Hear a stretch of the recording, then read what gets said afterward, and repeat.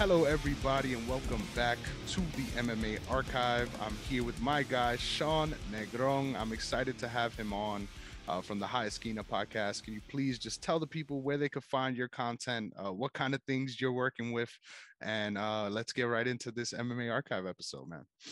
Well, hi guys, I'm Sean. I'm pretty sure I'm not related, but I guess we'll find out in the future. But I'm mainly baseball podcast, but I love MMA. I could talk MMA forever. I used to do MMA writing back in the day, and you could find me at Sean Negron 25.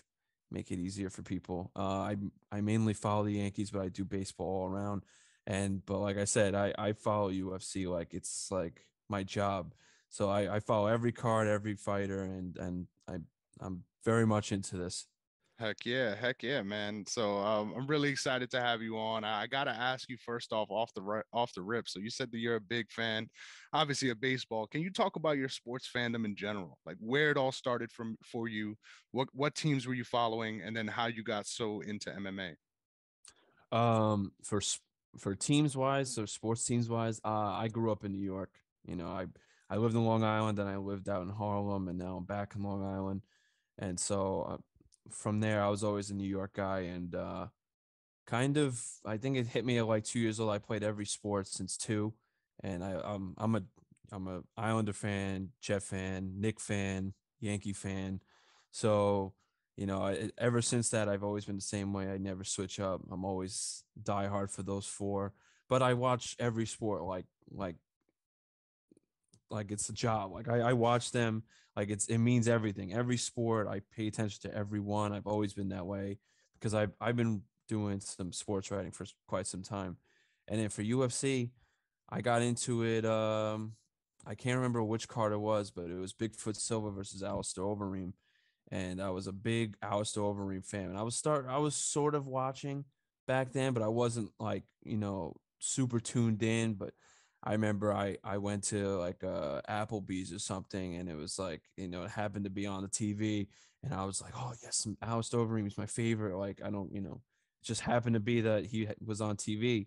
And I was like, "Oh yes, all right, let's watch." And then I'm watching Bigfoot Silva put him in on the cage, and you just see Al Silverine eventually drop. And I just remember that was the first time my heart broke for a UFC fighter, and that's right there when I went, I love UFC because it hurts me so much that means that I must love it in some capacity. So that's what got my love into UFC, and ever since that, I've watched almost every card.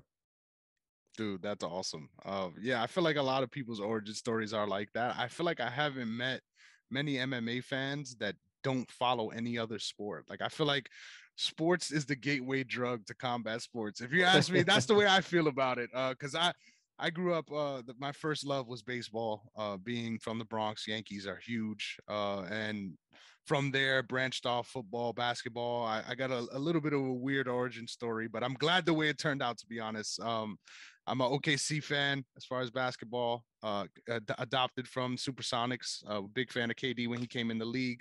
Now it's fuck KD, but it's a long story. And as far as my my football fandom, the first game I ever watched was Jets versus Ravens, and I'm so thankful to this day that the Ravens won that game. So I've been a Ravens fan ever since. You've been through a lot of pain, but hey, we got a good season on the horizon for the Jets this year, if you ask me. So not too much pain to be holding on to anymore. Been a dozen years since we had anything good, so it'd be nice. Yes, sir. And it feels like every year we're like, this is the year. So I Yeah, hope of I course, hope this year of is course. really the year for Yeah, sure. especially for you guys, Ravens fans, like with Lamar and uh, I don't how many years does he have left? I think he's got like 2 years left on his deal. So you guys gotta. I think he'll be a Raven for life anyway. But Mhm. hopefully you guys can make a Super Bowl run and get past the Chiefs and the Bills. Heck yeah, it's even more scary this season. I feel like he's been talking about even holding out if they don't figure out the contract negotiations. And obviously it's a weird situation because he's the one negotiating his contract with his mother. I mean, all respect, please. If you ask me, that's the way to do it. Cut out the middleman. But at the same time, I feel like that adding some hookups over here, and I'm a little nervous. I'm a little nervous, but I agree. I I wouldn't think be.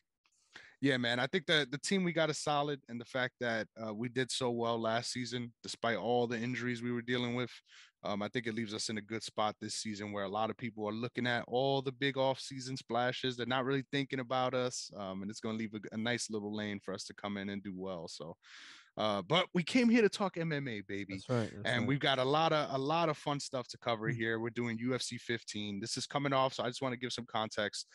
Last week's show, we covered Pride 1, which was in real life a week away from the event that we were doing here. So Pride 1 was on October 11th, and then UFC 15 was on October 17th, 1997. The year I was born. So crazy. It's awesome looking back at these fights and sort of realizing, A, the lore, getting to understand why these legends are legends, and B, just feeling like the momentum of these events and getting an understanding. Because now, as MMA fans, we're introduced to new fighters weekly. And from there, it's sort of like, well, this dude is someone to watch, and it sort of feels the same way as I'm watching these events in chronological order, where you're seeing the landscape of the sport, you're seeing the landscape of the different divisions, and you're like, man, I wonder if this guy could beat this guy, or like who's going to be the person that's going to beat Mark Kerr, because this dude is just wrecking fools. And right before Mark Kerr hit the scene, I felt that way about Mark Coleman. So it's just like so many cool moments to understand the real history of the sport, and UFC 15 was no different. So UFC 15 Collision Course took place at the Casino Magic Bay in St. Louis, Mississippi, that is, which I found pretty funny because I didn't even know that was a thing, but it is. This one, the TV announcers were the same usual crew: Bruce Beck, Jeff Blatnick, and then the OG Buff, Bruce Buffer. Um, I think this is his like third event that has been consecutive that he's been the voice of the UFC, which is awesome to see his development too. Because back then it was a little dry, Buff, if I'm being honest. But it's so cool to see the way he's evolved too, and a young Joe Rogan as well on the interviews, which is always fun to watch. You could tell he was a little nervous back then too. Made some mistakes on air, so it's really cool to see that progression for sure. But for this event, we had a heavyweight tournament as well as two big featured heavyweight bouts. So this was a pretty stacked card, to be honest. And the fights played out that way as well. So the first matchup, let me just get to this right here. So this is important to note. There were new developments as far as rules being enforced at this event. And I think it's important to note this because some of them were just straight up ignored, which is even more funny. But the new rules being they banned a whole bunch of different striking techniques: headbutts, groin strikes, strikes to the back of the head and the neck, kicks to the head of a downed opponent, and small joint manipulation. So you can't just torque on someone's finger trying to break it. I don't think I've seen anyone do that anyway, but I think it's for the better. And then pressure point strikes, which was the most hilarious thing that I saw, because it's a lot of voodoo bullshit. If you ask me, I don't believe in that. But it's funny that they mentioned that, because I don't even know what that could like categorize under. Like, what? So you telling me I can't punch people in the neck? Like, I don't understand. But hair pulling is another one too, which I don't mind. A couple of weird ones happened in the early UFC where we're watching this and we're like, well, what the hell am I really watching here? Shout out to Kevin Rosier and Zane Frazier. That's the one that comes to mind, where dude was just grabbing a fistful of hair and just pounding on him. But this is a new era, and all of that is now gone. And this was awesome too to note, because in Pride 1, Dan Severn ended up fighting Chemo, and he was supposed to fight in this event as well. He was supposed to be in the tournament, but unfortunately, they the doctors were clearing everyone, and they realized that he had a broken finger, and he was saying, "I want to fight. Like, I don't care." But the doctors ended up pulling him and saying you can't, which I find interesting for two different reasons. One, they actually give a shit enough, because I feel like today a lot of people get away with some sketchy medicals, and then we're finding out after the fight, like, hey, well, I had a broken kneecap. Like, dude, how does that even happen? Like, it's crazy. And then secondly, the fact that he jumped from organization to organization, like thinking about that happening in today's MMA is absurd. Like, it doesn't exist at all. And the only parallels are sort of some of the things that Bellator does, where they're pairing with other organizations. But I got a question for you. How do you feel about sort of the landscape of MMA today? You're a big sports guy. We know how these sports work in other legitimate sports organizations. How do you feel about the landscape of MMA and whether or not it's healthy for them as free agents? Oh, I think it's great. I think it's great because you have more than just UFC. And obviously there was always more than just UFC, but the UFC was always like like the MLB, like the professionals. That was always the one where you felt like that was a top tier one. And then you had Bellator, was kind of like you had like the former UFC greats, and then people who couldn't make UFC now have the chance to make it into Bellator. Or I love how I'm failing at this. You probably edit this part out, but oh my God, what is that one called? The one that Mighty Mouse is in now. One. One. Thank you. I would always think it's KR1, and I don't know why. Like, but yeah, and then you have one championship too, which a lot of fighters are starting to head over there too now. Where if you can't make it to the UFC, you always get another chance. It's not like if you don't make it in the UFC or you don't get the chance to get in the UFC, your career is over, and like you got to find something else or find little backyard fights to find. But I love the landscape of what it's at now. I think I love the more that there is, the better, because I don't know if anyone's really going to catch UFC anytime soon. Bellator is probably the closest, but I don't think they're anywhere near, because you're seeing fighters from Bellator come to the UFC, and I like you see also that you have former greats from UFC also like head to Bellator when they feel like their career is heading out, and or they have bare knuckle fighting too, which is really starting to take over. Like for certain fighters, a lot of fighters have headed there since the UFC, which I've been in fighting before. I still don't get how you choose to be in bare knuckle fighting over wearing 8-ounce gloves, but that's on them. So congratulations to them so for not feeling that type of pain. But like I said, man, I love the landscape that it's at now. I think it's fantastic. That's a real good show, and I feel like two other organizations I want to mention too: KSW and ACA. I think what people sleep on is these Russian leagues. Because I'm gonna be real, we see how those fighters from the Caucasus regions are doing in the UFC. When we see those homegrown talents, like for example, Peter Yan came up through ACA, and I'm a big fan of ACA. Honestly, more so than organizations like Bellator and One, because they have a lot of fighters that there's no shot you're pronouncing their name, first of all. So I know that no one else knows who these people are. I feel like that's a part of my fandom. Like I'm like, I know something that you guys don't, because that's how deep I'm in this. And then B, I feel like compared to every organization I've ever watched besides the UFC, fight for fight, they're up there as far as the talent you're watching.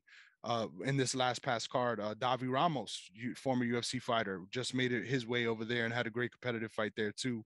There's just so much talent that a lot of people have no idea about across the landscape, which is awesome. But one thing that I wish I will see some improvement in really is sort of mobility, because once you end up somewhere else, it feels like you're stuck there no matter where it is, whether it's UFC or any of those other organizations. I love to see something crazy like what Bellator and BKFC are doing. I think BKFC, they're going to be doing Mike Perry versus MVP in bare knuckle, which first of all, you're taking MVP out of his comfort zone entirely. So it makes for an interesting matchup and like an interesting sort of bubble scenario where I feel like in any other kind of competition, MMA, boxing, MVP 100% should be the favorite. That one, I'm not really sure. So I think if there is that mobility, it could only A, help the fighters make more money, and B, lead for more awesome one-off events like they were trying to do in this UFC. Yeah, But man, for sure. mhm. Sorry, I didn't know if you were finished, but yeah, man, for sure.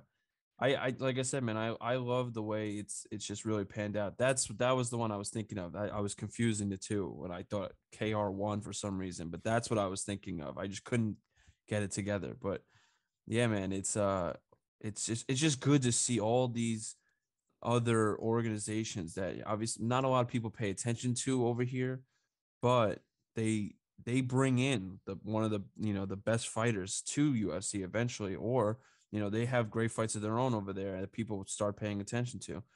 The one thing that I love that the UFC does that they finally moved away from was the popularity sort of fight, like seeing the CM Punks of the world trying to fight in the UFC. Like, I never want to see that again, because like as much as I love seeing someone that I you know grew up watching in the fake wrestling and all that, I I love seeing real fighters that are supposed to be like quote unquote super fights eventually fight each other. And sometimes you see where in Bellator or even in bare knuckle, where you see fighters that you know the name and like kind of don't mix well, but it would create a super fight to sort of say.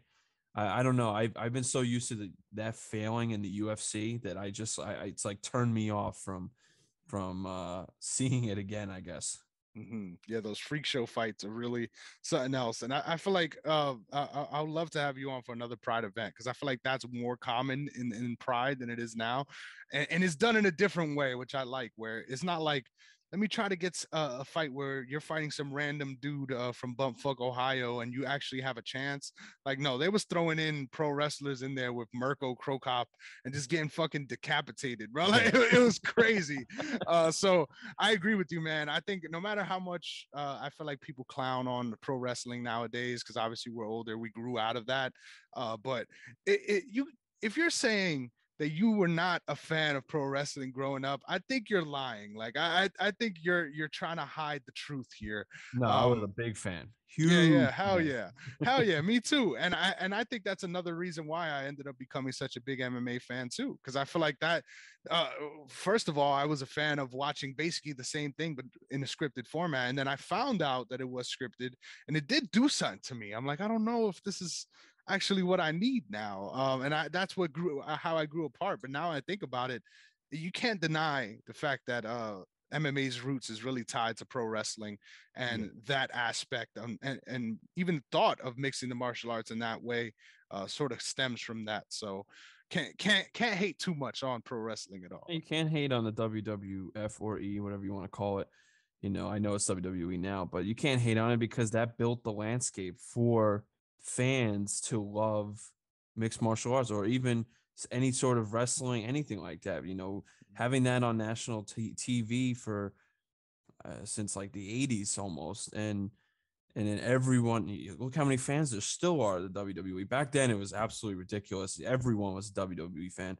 If you weren't, you're lying, because the stories behind every single week were so amazing. Like, you were just drawn in. You couldn't not watch it. But that built it being on TV deals and seeing that. So people like Dana White can see like, oh, people love wrestling, even if that is fake. Why don't I make it real? And then, that's what drew everybody in. So, I give huge props to the WWE. Even Dana White has as well, because he has gone on so many interviews to praise Vince McMahon and what he's done and build the landscape for so many others. For sure, for sure. And don't get me wrong, I will flame any current WWE fighter that's trying to come and compete in MMA, because it's not happening. Like, I give you the respect, because honestly, we don't see that happening with boxers. We don't see that happening with kickboxers to the same extent, where they want to come over into MMA to test themselves. Shout out to Clarissa Shields. She's the only real modern boxer, I think, doing that, and she took an L for it, but she's still in it. And that's awesome and really super commendable. Amanda Serrano as well took some MMA fights. So not too many crossovers, but the reason why I bring that up is because, like, you got to give them the respect for actually being willing to do it. But I agree, there's a time and place, and there should only be sort of room for that in the lower amateurs versus on prime time, what should be the NFL of MMA. You know what I mean? Yeah. But let's get into this UFC 15 event, man. Our first alternate bout for the heavyweight tournament between Alex Hunter and Harry Moskowitz. Alex Hunter standing at 5'9", 210 pounds, and Harry Moskowitz standing at 6'5", 293. So this was Alex Hunter's second UFC fight. He actually beat Sam Fulton at UFC 14. But that fight was untelevised. So I've never seen Alex Hunter fight. I just knew that he has fought in the UFC before. So I was excited when I saw his name. It's about time I get to see him fight. This was Harry's UFC debut. And the ref for this one is the only other ref at this point besides Big John, Joe Hamilton. Who interestingly enough gets me a little pissed off. So I'm excited to talk about that in a few.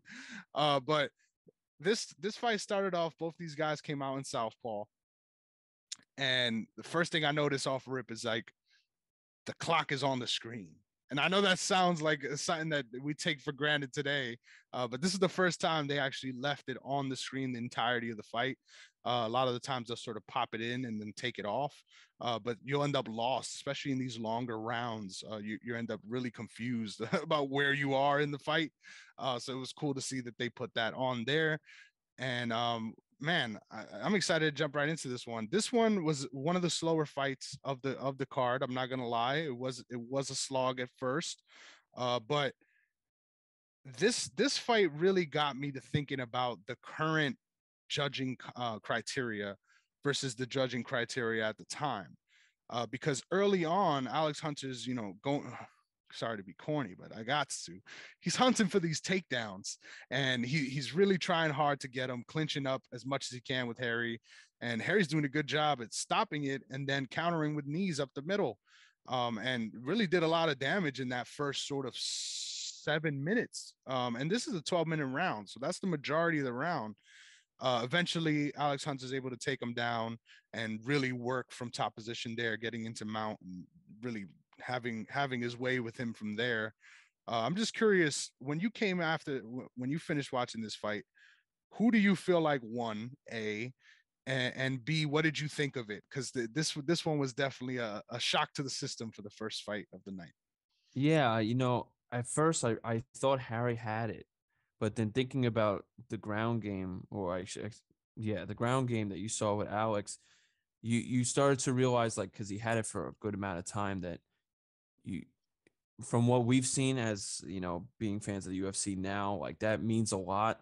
So at first I was confused because I didn't want to look up any results before I saw the fight. But then I was like, I wonder if ground points really mean that much at UFC 15 and like they do now. So like with damage, I was thinking more Harry had it, and I was like, oh, I think Harry got the win because I didn't think that the points, having the ground game like that really mattered. But then once I saw that Alex had won, I was like, oh, that makes sense. That kind of was like what I expected, like if it was the UFC nowadays, because a lot of people care about getting the takedowns and the points and holding them down, and it's you know how difficult it is to hold someone down for in a 12-minute round. So I was actually pretty happy with the result that Alex won, but I could have 100% seen it going Harry's way. That was my initial guess, and so yeah, I think it was still a great fight though, because I love little close split decision fights like that, where you have no idea who won because that's how good it was, or how intense it was from both sides.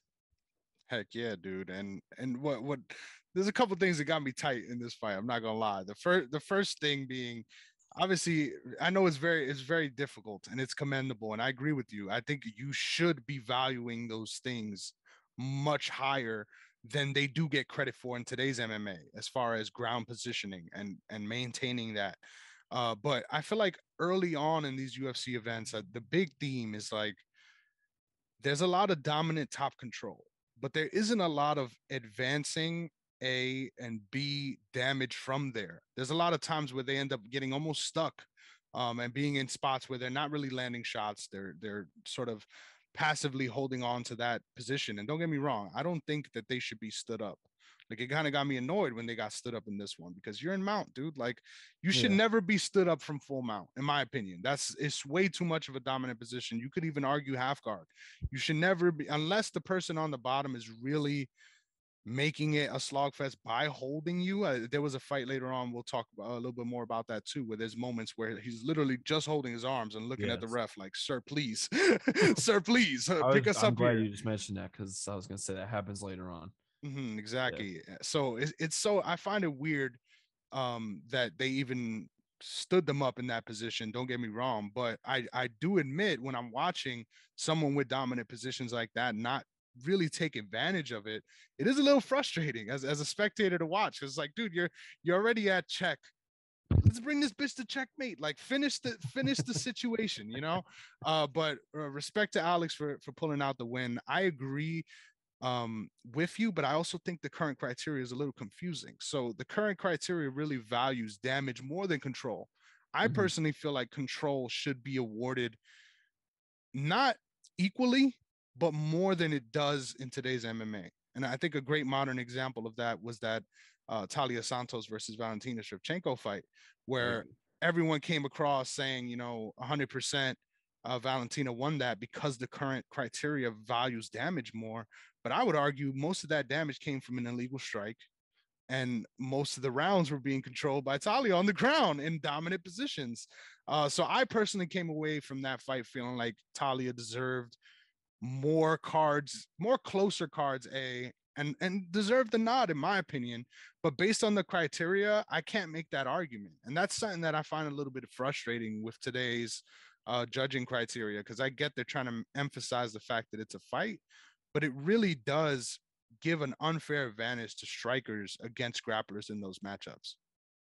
Yeah, I was thinking of the fight of Aljamain versus Peter Yan because you saw for the first 2 rounds, Alja, had him in the body lock and kind of kept him there for like 2 full rounds, and then the third round was kind of doing the same thing, but Peter Yan was starting to like really tag on. It was getting. I still to this day I thought Peter Yan won that fight, but I'm not gonna get into that. But like I thought Peter Yan with how he performed, and like I would say after like the first minute of the third round, all the way to the end of the fight, he dominated that fight. And Alja still, got his takedowns, but I really thought like, it was a close fight, and I still thought like Peter Yan won because of more significant strikes and just total strikes. But they gave it to Alja because of how he, managed the control, and his control time was, incredible those first 2 rounds, and even in the fifth round he got some good control time. So it was just like that's what I based it off of for this fight, because you're seeing sometimes they really it really I think it kind of depends on the judges and how they see it, because sometimes you see judges that score things 30-27, and then all of a sudden it'll be 29-28 the other way, and you're just like, you guys watch the same thing, like how are you that off? But sometimes that's just some judges see wrestling and ground control as winners of rounds, and some see it as striking. So it really depends on unfortunately on the judge you get. So that's what I was basing it off of, was Aljamain and how he won. But I still think Peter Yan won. I agree with you on that, and I love that there's no inherent Long Island bias. You would think that you're like, nah, Aljo's my guy, but yeah, no, I feel you. I agree with you on that, and I even then when I made that take, I in the moment I felt like a lot of people were like, oh hell no, like Aljo probably deserved to win. It was like, it's not. If you really look at what the criteria says, like who do I think deserve to win versus who I think should win in the criteria, a lot of the times those are two different things personally. So I feel like it's very conflicting, and sometimes I get a little frustrated with the criteria because it's like, this is MMA. Like, you should be rewarded for MMA positions in certain scenarios, but at the same time, damage is king, and there's a reason for that. It's a fight. It's not a competition. It's not a wrestling match. So it's just such a hard thing to judge in that way too. And something that I found interesting. I was at the Better Biev versus Joe Smith fight last night, and a lot of people around me were like urging people to be more active. Of course, that's how it always is whenever you're at a fight. And they're like, the judges don't score you sitting there and not doing anything.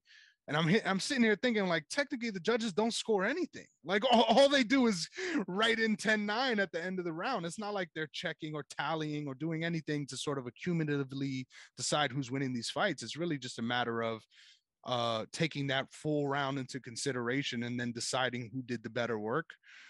So yeah, it's just so crazy. I feel like there's a huge disconnect in the fan base in general on what the scoring criteria actually revolves around, A, and then B, what deserves to be rewarded more than other things. And it's just too much going on to ever come up with a sort of formula or an algorithm to make for scoring, especially in MMA. So I'm not leaning towards that, but something needs to change in order to account for all the different aspects of the martial arts in a way that makes sense. But I say all that to get back to my favorite moment of this fight. So the moment where they both got stood up and they're just looking at each other like like Yeah. I feel you. I feel you, bro. That I say it all the time on the show, but that's me in Tiger Showman's in that last 6-minute cardio moment where I'm just like, dude, like, bruh. It was hilarious to see that. They was just there staring, like not even moving, just looking at each other like, oh shit. Like we're both tired as hell right now. Joe Hamilton really pissed me off when in that moment he's just like, let's go, let's go, let's go, let's go. Like he kept saying it over and over again to them and like clapping at them. And like I get it. You want to get the action going, but the fact that you stood them up from a dominant position, now you're just being the ultimate cheerleader in front of them was like, bro, are you serious? And right after too, he messed up big time. I don't know if you caught this, but when he was reading off the split decision results, he raised Alex's hand when he read the first card. So I think he knew that Alex won because when they read the second card, he didn't raise Harry's hand. So it's like if you're gonna do that, at least make it seem realistic. Like, dude, you tipped the hand. Like, we know who won because of what you did. Yeah. So that was a random catch there, but I found that pretty funny. Well, yeah, I think the refs know right after the fight when once Bruce comes in, they tell him so that it's not like, anything confusing or he raises the wrong person's hand. He knows who he has to raise. But yeah, he definitely gave it away by once that first score came in. But yeah, man, it was a good fight. Like I said, I love fights like that. But obviously it's changed so much that you really wouldn't see them being told to stand up from like a position like that, like you were saying. But it did look like when you watch it over again, like I'm rewatching like just the last like 2 minutes just to see like if I see what he was seeing, and you could clearly tell that they're like super gassed, and they're kind of like there's no way one's like trying to like get on full mount or anything. They're kind of just holding on to each other. But yeah, man, it was a tough decision. It was still a good fight though. Hell yeah, hell yeah. And what was one of the slower fights of the night, the fact that we found some good action is awesome. Yeah. But I usually come into those. I feel like the 12-minute round, like I can't wait to the point in history where we no longer see those long opening rounds because it can lead for good fights in certain matchups, but most of the time it leads to after minute 5, one guy clearly has a huge advantage and the other one is just dead to rights gas. So I can't wait to see that progression in MMA as well. But moving on to the next alternate bouts, Houston Door, standing at 6 foot, 200 pounds, coming up against Dwayne Kaysen, standing at 5'10", 215 pounds. The nephew of Leon Spinks, which I found pretty interesting that they noted on the broadcast. At this point in time, I think they really put an emphasis on sort of any way they could legitimize MMA and the UFC specifically, like they'll go with that angle. So like they'll make sure to name drop anyone they can. So I found that hilarious. But both of these guys were making their UFC debut here. Door, I think is important to note, 39 years old, while Dwayne is 20 years old. And I think that definitely reared its ugly head in the way this fight played out. So I'll just let you take it away here. Sort of, what was your reaction to this fight and the way it played out, and what were your thoughts in general? Kind of like you just said, age definitely plays a factor on this one. But at that time, you kind of just take, not to be like rude, but UFC was still so fresh. So you were taking anyone that that was real competitive in mixed martial arts and with I think Houston Door, he was a kickboxer, so it kind of changed the it was kickboxing was still kind of fresh, if that makes sense.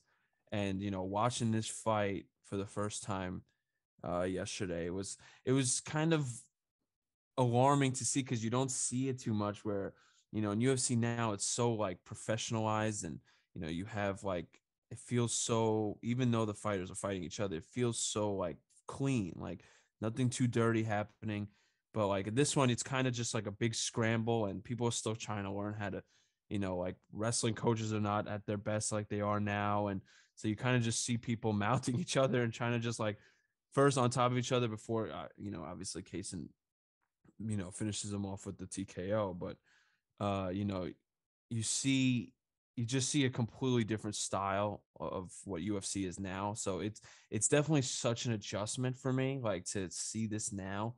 Obviously, still seeing people wearing shoes isn't a huge adjustment, because that, I can't believe people still like thought that was normal to have shoes on in an MMA fight. But it was a good fight, but I wasn't surprised by the result at all. Like I was watching it going like it's gonna happen any minute. I know it, and it ends up happening. So it was a good fight, but yeah, it wasn't my favorite of the night. Heck yeah. And I think that was one of my favorite things watching these old school events, because there isn't, I'm gonna be frank, there isn't a lot of competitive fights. Like most of the time it's one dude that's the representative of some sort of martial art that's out here just trying to prove its worth against someone that has a semblance of these different disciplines, and they're able to just take advantage of the fact that they don't have that knowledge. And that's exactly what this was. I thought the funniest thing about this fight for me was as soon as the fight starts, Door lands a nice calf kick, and I'm just like, "Ooh, calf kicks!" Back in this time, because nobody was really going for them at this time. But as soon as that was happening, he just immediately gets double legged. And a shout out to Dwayne Kaysen. I thought he looked really good in this fight, man. Quickly postured up, put his this is just filthy, put his knee right across Door's neck and just starts bombing on him. I'm like, god damn, dude, respect. Just postured up and just rained down blows until Joe Hamilton was forced to stop it. This fight, I thought, set up a good scenario. Usually whenever there's two alternate bouts, the person that got a finish or got a finish faster is the one that would get called up. So I was looking at this like, this should be interesting should anything else happen. And it's not often in alternate fights where I'm like, I'd like to see this guy in the UFC again. And that was immediately my reaction with Dwayne Kaysen. So this was a fun one while it lasted, but definitely one-sided for sure. Yeah, it definitely was. Once you see the takedown, and then you kind of just, you're pressing all your weight onto him, and in to lean on the cage like that, you knew eventually. Hold on, I'm gonna edit that part out. You knew eventually that Houston would eventually just tire out, and that and he definitely did, because he you saw, you can only defend yourself for so long when punches are raining on you like that. And then eventually, it slips through, and once one slips through, then that's it. And yeah, it was like I said, it was a good fight, but it really looked extremely non-competitive, because you just saw Houston fighting from his back from mainly the entire time. And then you can't fight for 4 minutes on your back. Eventually one will get you, and once one gets you with that strength, then you're usually going to sleep, especially in a heavyweight division. So it was a good fight, but not the greatest. Yeah, yeah, for sure. It was a good squash match. We'll call it that. A good Yeah, ass kicking, a good old ass kicking. You love to see yeah. those too. Next up, the first semifinal bout of the heavyweight tournament. Mark Kerr, 2-0 in the UFC and coming off his tournament win at UFC 14. I was surprised that they even put him in another tournament, because usually when people win tournaments, they put him in a featured bout or they put him in a title fight. So I was really surprised that he was in this one again, but I was excited because he, like, in my opinion, he took the UFC by storm, and the fact that his teammate was the champion, but ended up losing the belt in that same event that he made his debut, it really sort of opened the lane for him to get that shot. So the fact that he was still in the tournament, I was like, oh, well, we get more ass kicking, so let's do it. So he was coming up against Greg Stott. Let me just read off the mathematics here. Mark Kerr is 6'1", 253 pounds, and to this day, I'm looking at this number, and it's a fucking lie, right? Like, there's no way he was 253 pounds. This dude looks 280, easy Easy. and shredded, bro. Like Yeah, it's shredded, easy. crazy. And then Greg Stott was 5'7", 222, and every bit of 5'7". I mean, let me add that in. Poor guy. This is the only thing you could say here. I'm gonna just I just love the fact that this clip happened right before this fight, because I've seen this clip many times, but I didn't know where it came from. The Mhm. Just Bleed dude was in attendance at this one, man, and as soon as right before this fight, you just see the infamous gif where he's freaking out for the camera and like doing the most cringe shit you possibly could, and I'm like, this is amazing. The fact that this happened before, with the way this one turned out, hilarious. But Big John is the ref for this one. Both of these guys come out southpaw. Kerr just rushes right in, grabs the clinch, and just knees this dude's head off, bro. Immediately knees him. The guy drops, hits his head on the way down. So you know it was a really bad knockdown, and didn't even try to follow up. The fight was over. And I was like, damn, like this guy, he's been smashing dudes his entire time, but the fact that he's getting a freaking standing knockout now too, watch out for Mark Kerr, because that was some scary shit. There's I think defining part of MMA fandom is having those fights where as soon as it's done, you're looking around like, what the fuck did I just, like, what is this legal? Like this dude just got destroyed, and that was one of those moments. Well, you definitely walk into that fight and you see the two comparisons of what they look like, you know, their figure, and you're going, "Are you sure that you want to do this?" Because you're looking at Kurt. Kurt's ripped, like he's out of his mind, ripped, and Greg looks a little on the softer side, let's just say. But you're going into it, and Mark Kerr's clearly taller, he's bigger, and Mark just immediately, you know, I'm forgetting the word. Mark immediately grabs onto him. You know, they're in the clinch, they're holding on to each other. And then I think that was one of the cleanest knees I've seen, because it wasn't like, you know, Greg was trying, like, had his hands up to try to block it. I don't even think he realized that that was coming. And as soon as it hit him, he went, you know, right into slumber mode and fell right over. So that was probably one of the like outshining moments of this card, because you see it ended 17 seconds like that quick. And you know, obviously, you know, seeing him win like that, you know, he's going to come up again later in the night. So now you're really going like, oh my god, who is this guy? Like, you know, obviously you know who Mark Kerr is, but you know, you're going like, this guy's knocking people out from standing up. He's also good at submission. What else can he do? And so that was really like a defining moment. Like, when that was like the first time I think I've ever seen him specifically knock someone out that quickly with the just like a, it's just a straight knee. Like, you see that all the time now with, like, when they're in the clinch, you're kind of trying to do some quick knees or something, or, you know, try to go to the body. But that was one so quick, clean knee up the middle and knocked him right out. That was a fun little fight for whatever long it lasted, 17 seconds. Yep.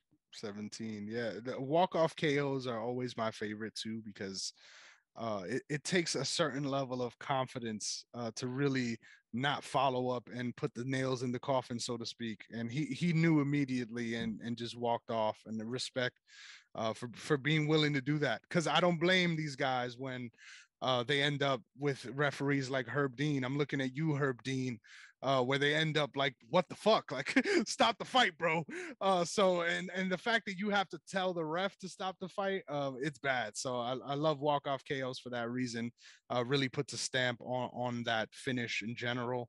And shout out to Mark Kerr for just being this huge, physically imposing dude. And then he gets on the mic and he's like, yeah, Joe, I just really wanted to compete, and I really like super humble, super soft spoken, and like just such an ambassador for the sport, while just being absolutely juiced off his mind and just wrecking fools. Like, shout out to Mark Kerr for being that dude, because I'm sure at this time, um, that was like the ultimate, like, we have something here, like we can go mainstream with this, just because the optics of it.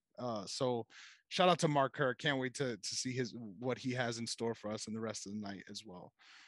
So this was another super long fight, but I thought a really fucking fun fight. Dave Beneteau coming up against Carlos Barreto. Dave Beneteau is 6'2", 260 pounds. Carlos Barreto, 6'4", 253. This was Barreto's UFC debut. Important to note, he was a 1996 BJJ world champion.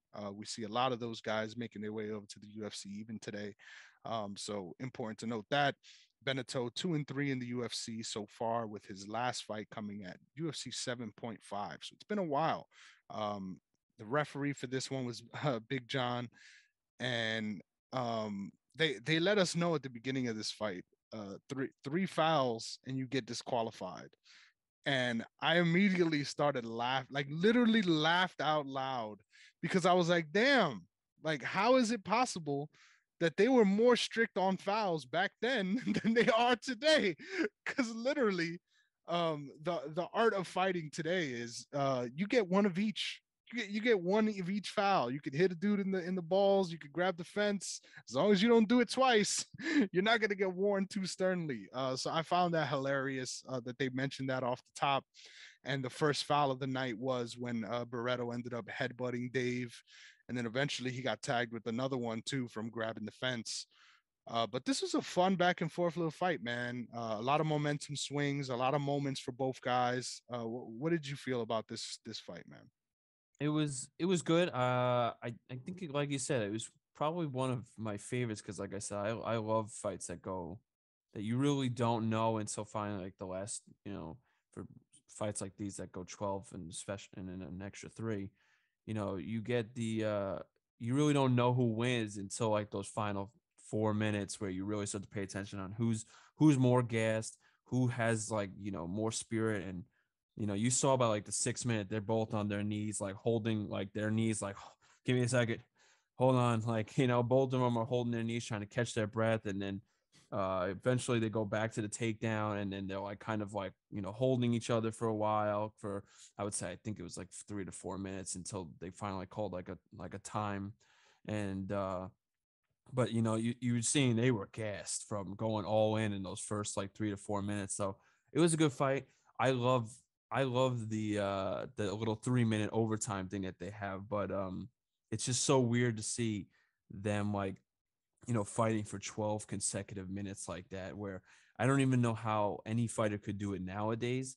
But back then, you're just starting UFC. Everyone's kind of still in their first one to fourth fight in the UFC, and to really prepare yourself to go 12 to potentially 15 minutes of nonstop fighting, that it's so crazy that that's what it was back then. And like, it took a long time for them to finally put rounds into it and stuff, but I give them so much credit to really stand there and, be in an octagon with another dude who's trying to rip your head off for 12 to 15 minutes and not go to sleep and, go to the decision. So that's why I love fights like these.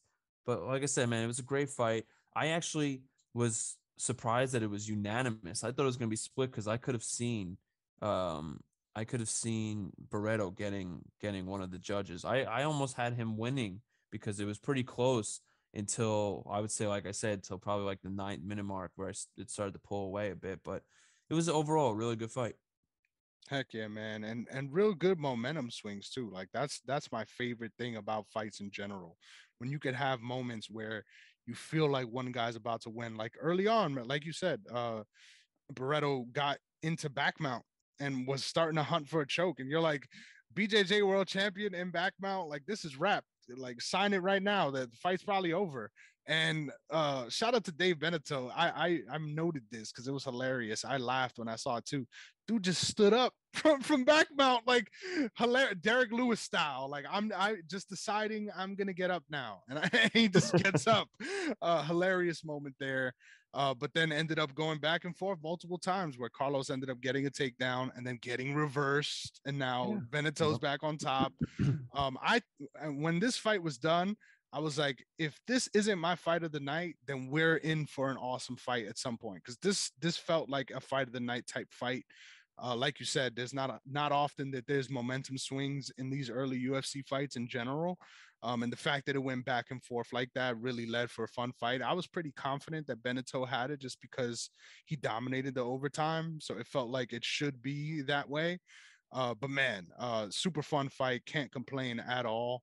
And shout out to Dave Beneteau, just landing bombs as well. Like when he got the chance, hammering Carlos on the ground and taking advantage of those positions in a big way. But shout out to Carlos too. Dude landed a head kick flush right to the chin, and Beneteau just ate it, bro. Like nothing happened. Like just and then just kept right going. I'm like, dude, like you just got shin to chin, and you just no problems. Crazy.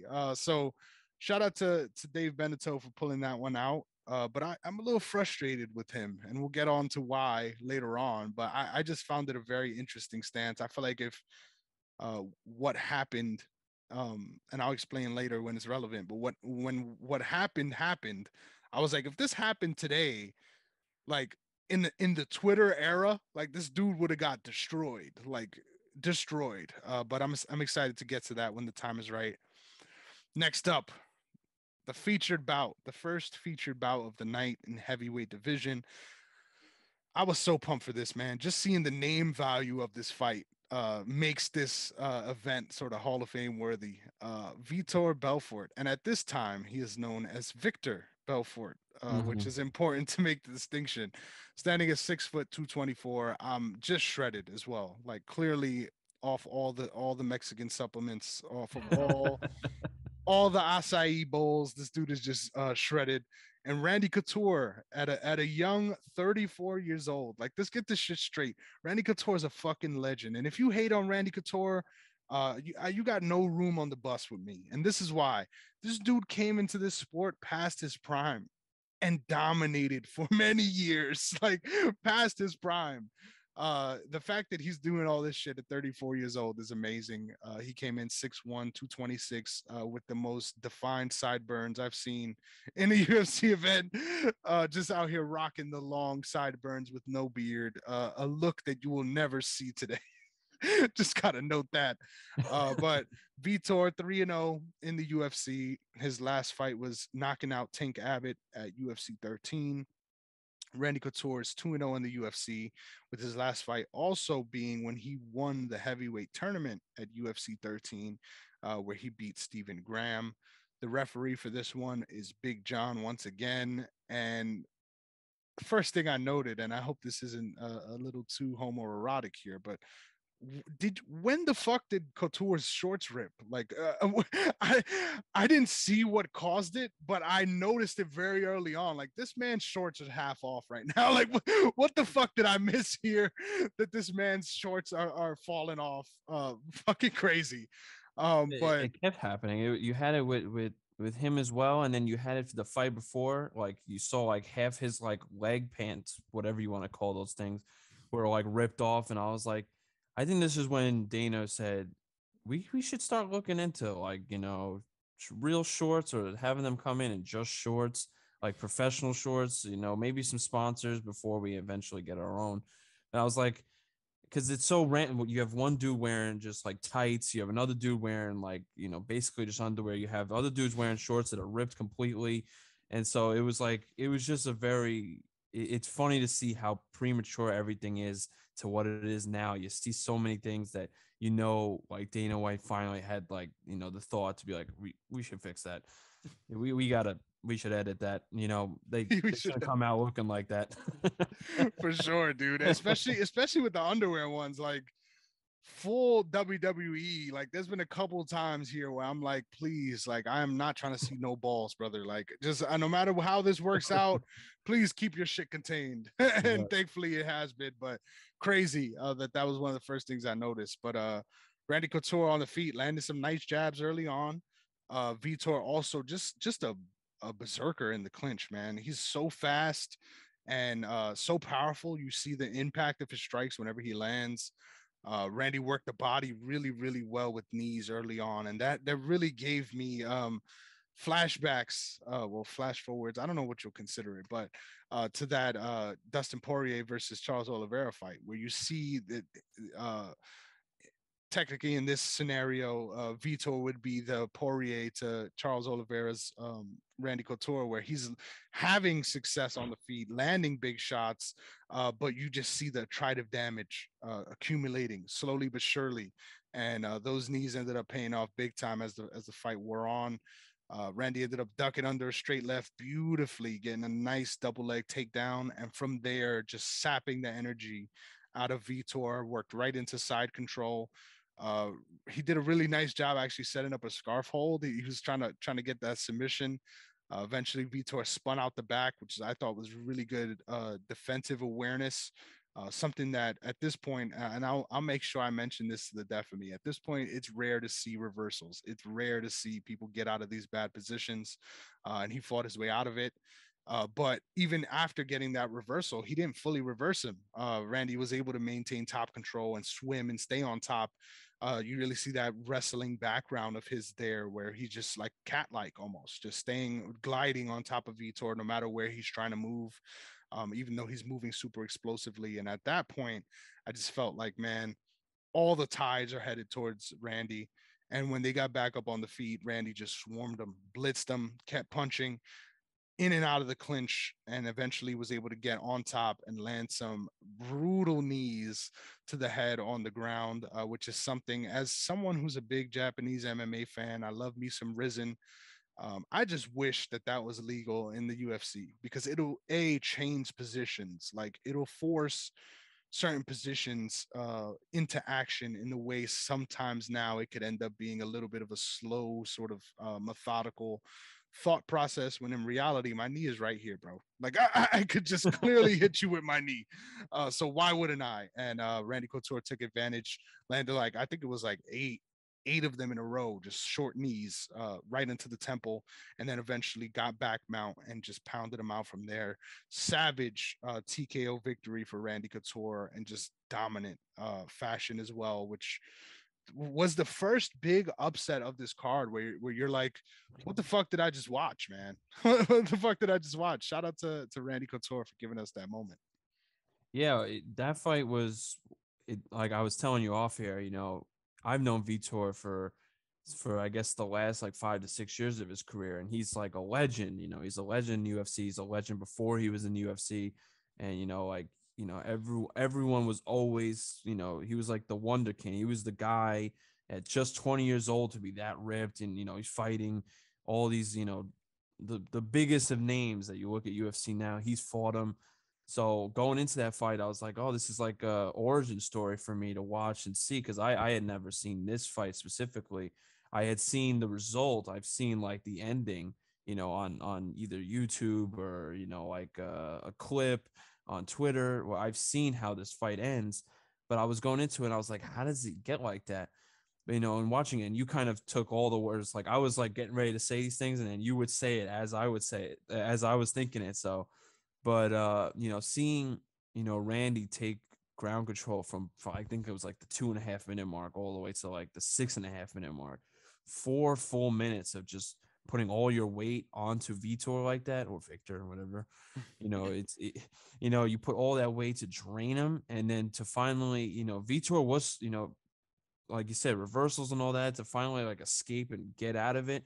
But my favorite part of the whole fight was how Randy, like you said, swarmed him. Like as soon as Vitor got up, it wasn't like, like catch a break. And, for someone like Randy, you think like he would need like a breather too, but he knew like he had him on the ropes. He just had to keep applying pressure. He didn't give Vitor like a second to breathe.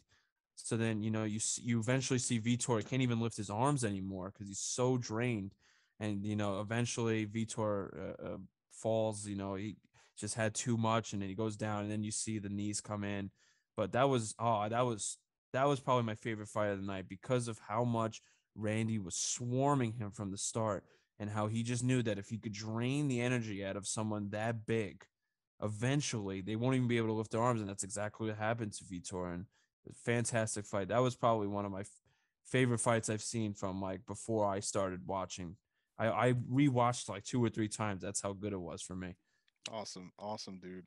And yeah, man, I agree. This fight was crazy. Like, and just to add to that a little bit too, like all of Vitor's fights up to this point is him blitzing other people. Like this is not normal. This is not something that we'll see. And because we've seen Vitor fight a lot of times, usually when he loses, it's like this, where he starts off fast and ends up landing some good shots, and they're able to weather that storm and then just put it on him late. So this was the first time we got to see that side of him, to see him take that L in that way. And the fact that Randy Couture just blitzed him the way Vitor's been blitzing other people is just nuts. And the cardio, man, like this is not something that's normal. Like this is clearly what sets him apart. And I can't wait to see him fight some of the other guys in that heavyweight division just because of how dominant he looks. And we haven't really even seen that much of him yet, but just his ability to keep his motor so high.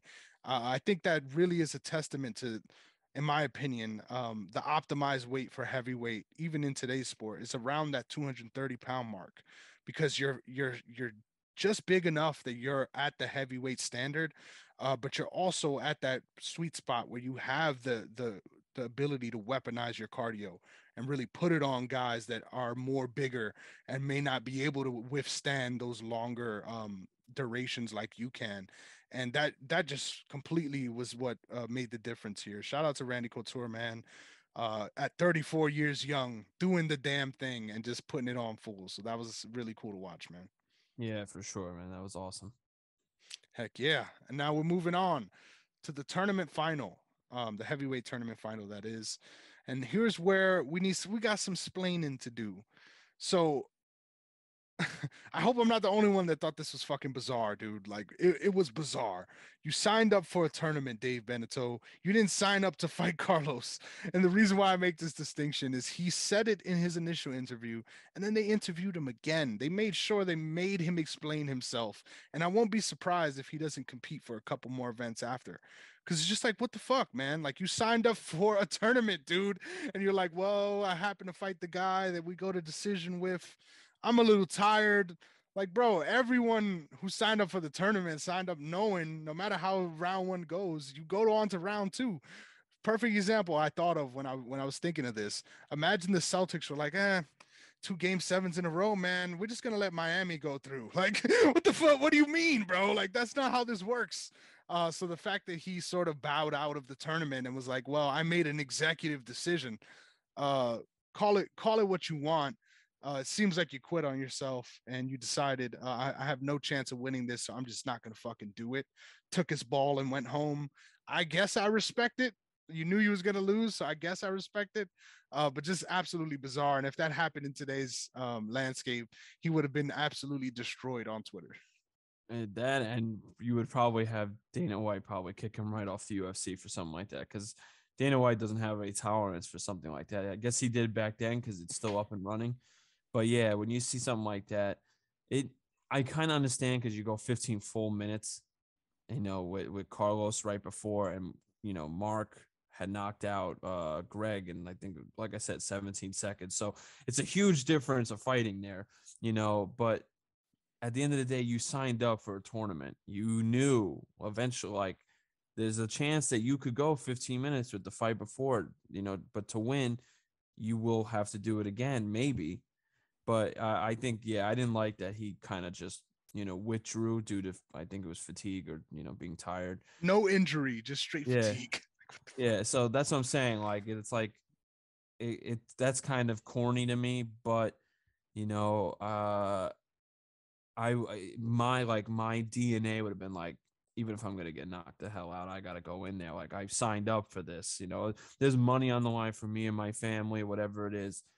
I'm going in there, and hopefully maybe I land one, because that's all it takes sometimes, is you just land one clean one and the whole aspect changes. But it was Dwayne Kaysen ends up taking over, and it was a good fight while it lasted, I guess. Hell yeah, man. I just gotta say shout out to Dwayne Kaysen for having the balls. I personally felt like Dave Beneteau just saw that knee and he was like, I'll see you next time. He's clearly not tired. You know, he only had to throw one knee. I had a fight for 18 minutes. Like, come on, bro. I mean, 15 minutes. Either way. Mark Kerr, 6'1", 253, going up against Dwayne Kaysen, 5'10", 215. And Dwayne Kaysen shredded too. Like, let's make that clear.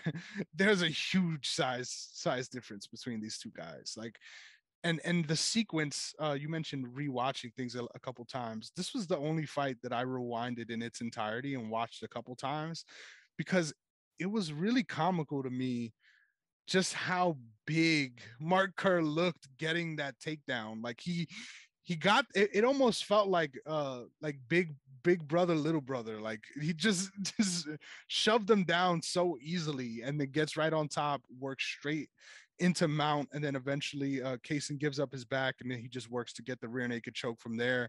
Methodical, just brute force pressure. Mark Kerr is really that dude, and I'm excited to see where his career goes after this, because you're already at the top. You're already a two-time heavyweight tournament champion. You got to be in line for a title shot or something soon. And just given the way he fights, man, he's been so dominant. I think his total fight time in like 4 different fights now is under 5 minutes. Just crazy stuff that he's been able to accomplish. And super excited to see what's next. Yeah, with that fight, I'm big shout out to Dwayne Kaysen, because obviously wasn't supposed to be part of that fight, and he takes it anyway. Like, that's the spirit that I have. Like, I'll whatever it takes. All right, I'm in. Whatever, I'm in. Like, I'll do it. And the fact that, like, when you look at them in the ring together, it almost like, I'm not saying it was because their weights weren't, but it almost looked like a heavyweight versus like a light heavyweight, where it almost, you could clearly see the difference between the two. And it it almost, like, the way Kerr takes him down, goes for that double leg and then literally just uses all his brute upper force to just tackle him. And then he tackles him, and then you're just seeing him drain him until eventually Kaysen tries to escape by, back then you're thinking, like, obviously they knew, but you would never see it nowadays where people try to roll over on their back to try to escape, because he almost like gave it to him. Like, he rolls over on his back and Kerr was like, thanks. Like, he was just waiting for him to finally like do that for him, and he just got the rear naked choke, and it was a wrap. But it was a good fight, and I big shout out to Dwayne Kaysen for that one for sure. Heck yeah, man. Mark Kerr is is a scary dude, bro. He's a scary dude. I can't wait to see him probably fight the champion of the next heavyweight fight. So next up, the main event, baby. Maurice Smith, the heavyweight champion, standing at 6'2", 223 pounds, fresh off of beating Mark Coleman and becoming the champ. Defending his belt for the first time against David Tank Abbott, who was standing at 6 foot, 277 pounds. And now listen to this, because I found this so cool, man. Maurice Smith is 1-0 in the UFC, already the champion. Mark Coleman, sorry, Tank Abbott, 6-5 in the UFC. He's fought everyone. And I just give him a lot of respect, because he finds himself at the deep end of the damn pool every single time. And rightfully so. Like, he is that good.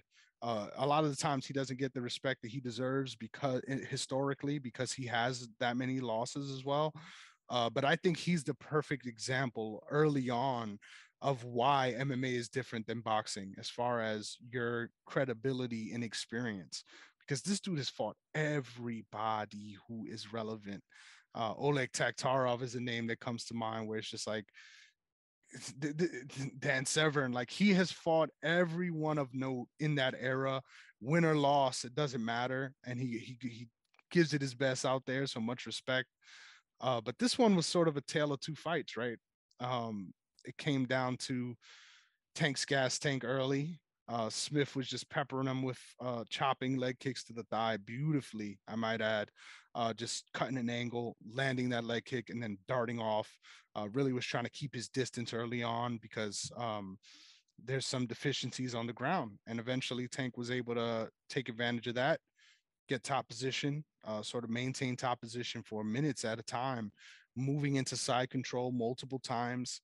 But I think I always make sure to note this about Maurice Smith: the way he's able to hold on in these less advantageous positions and then put himself in a position to work regardless of how bad it gets, getting inside control, finds his way to retain his guard.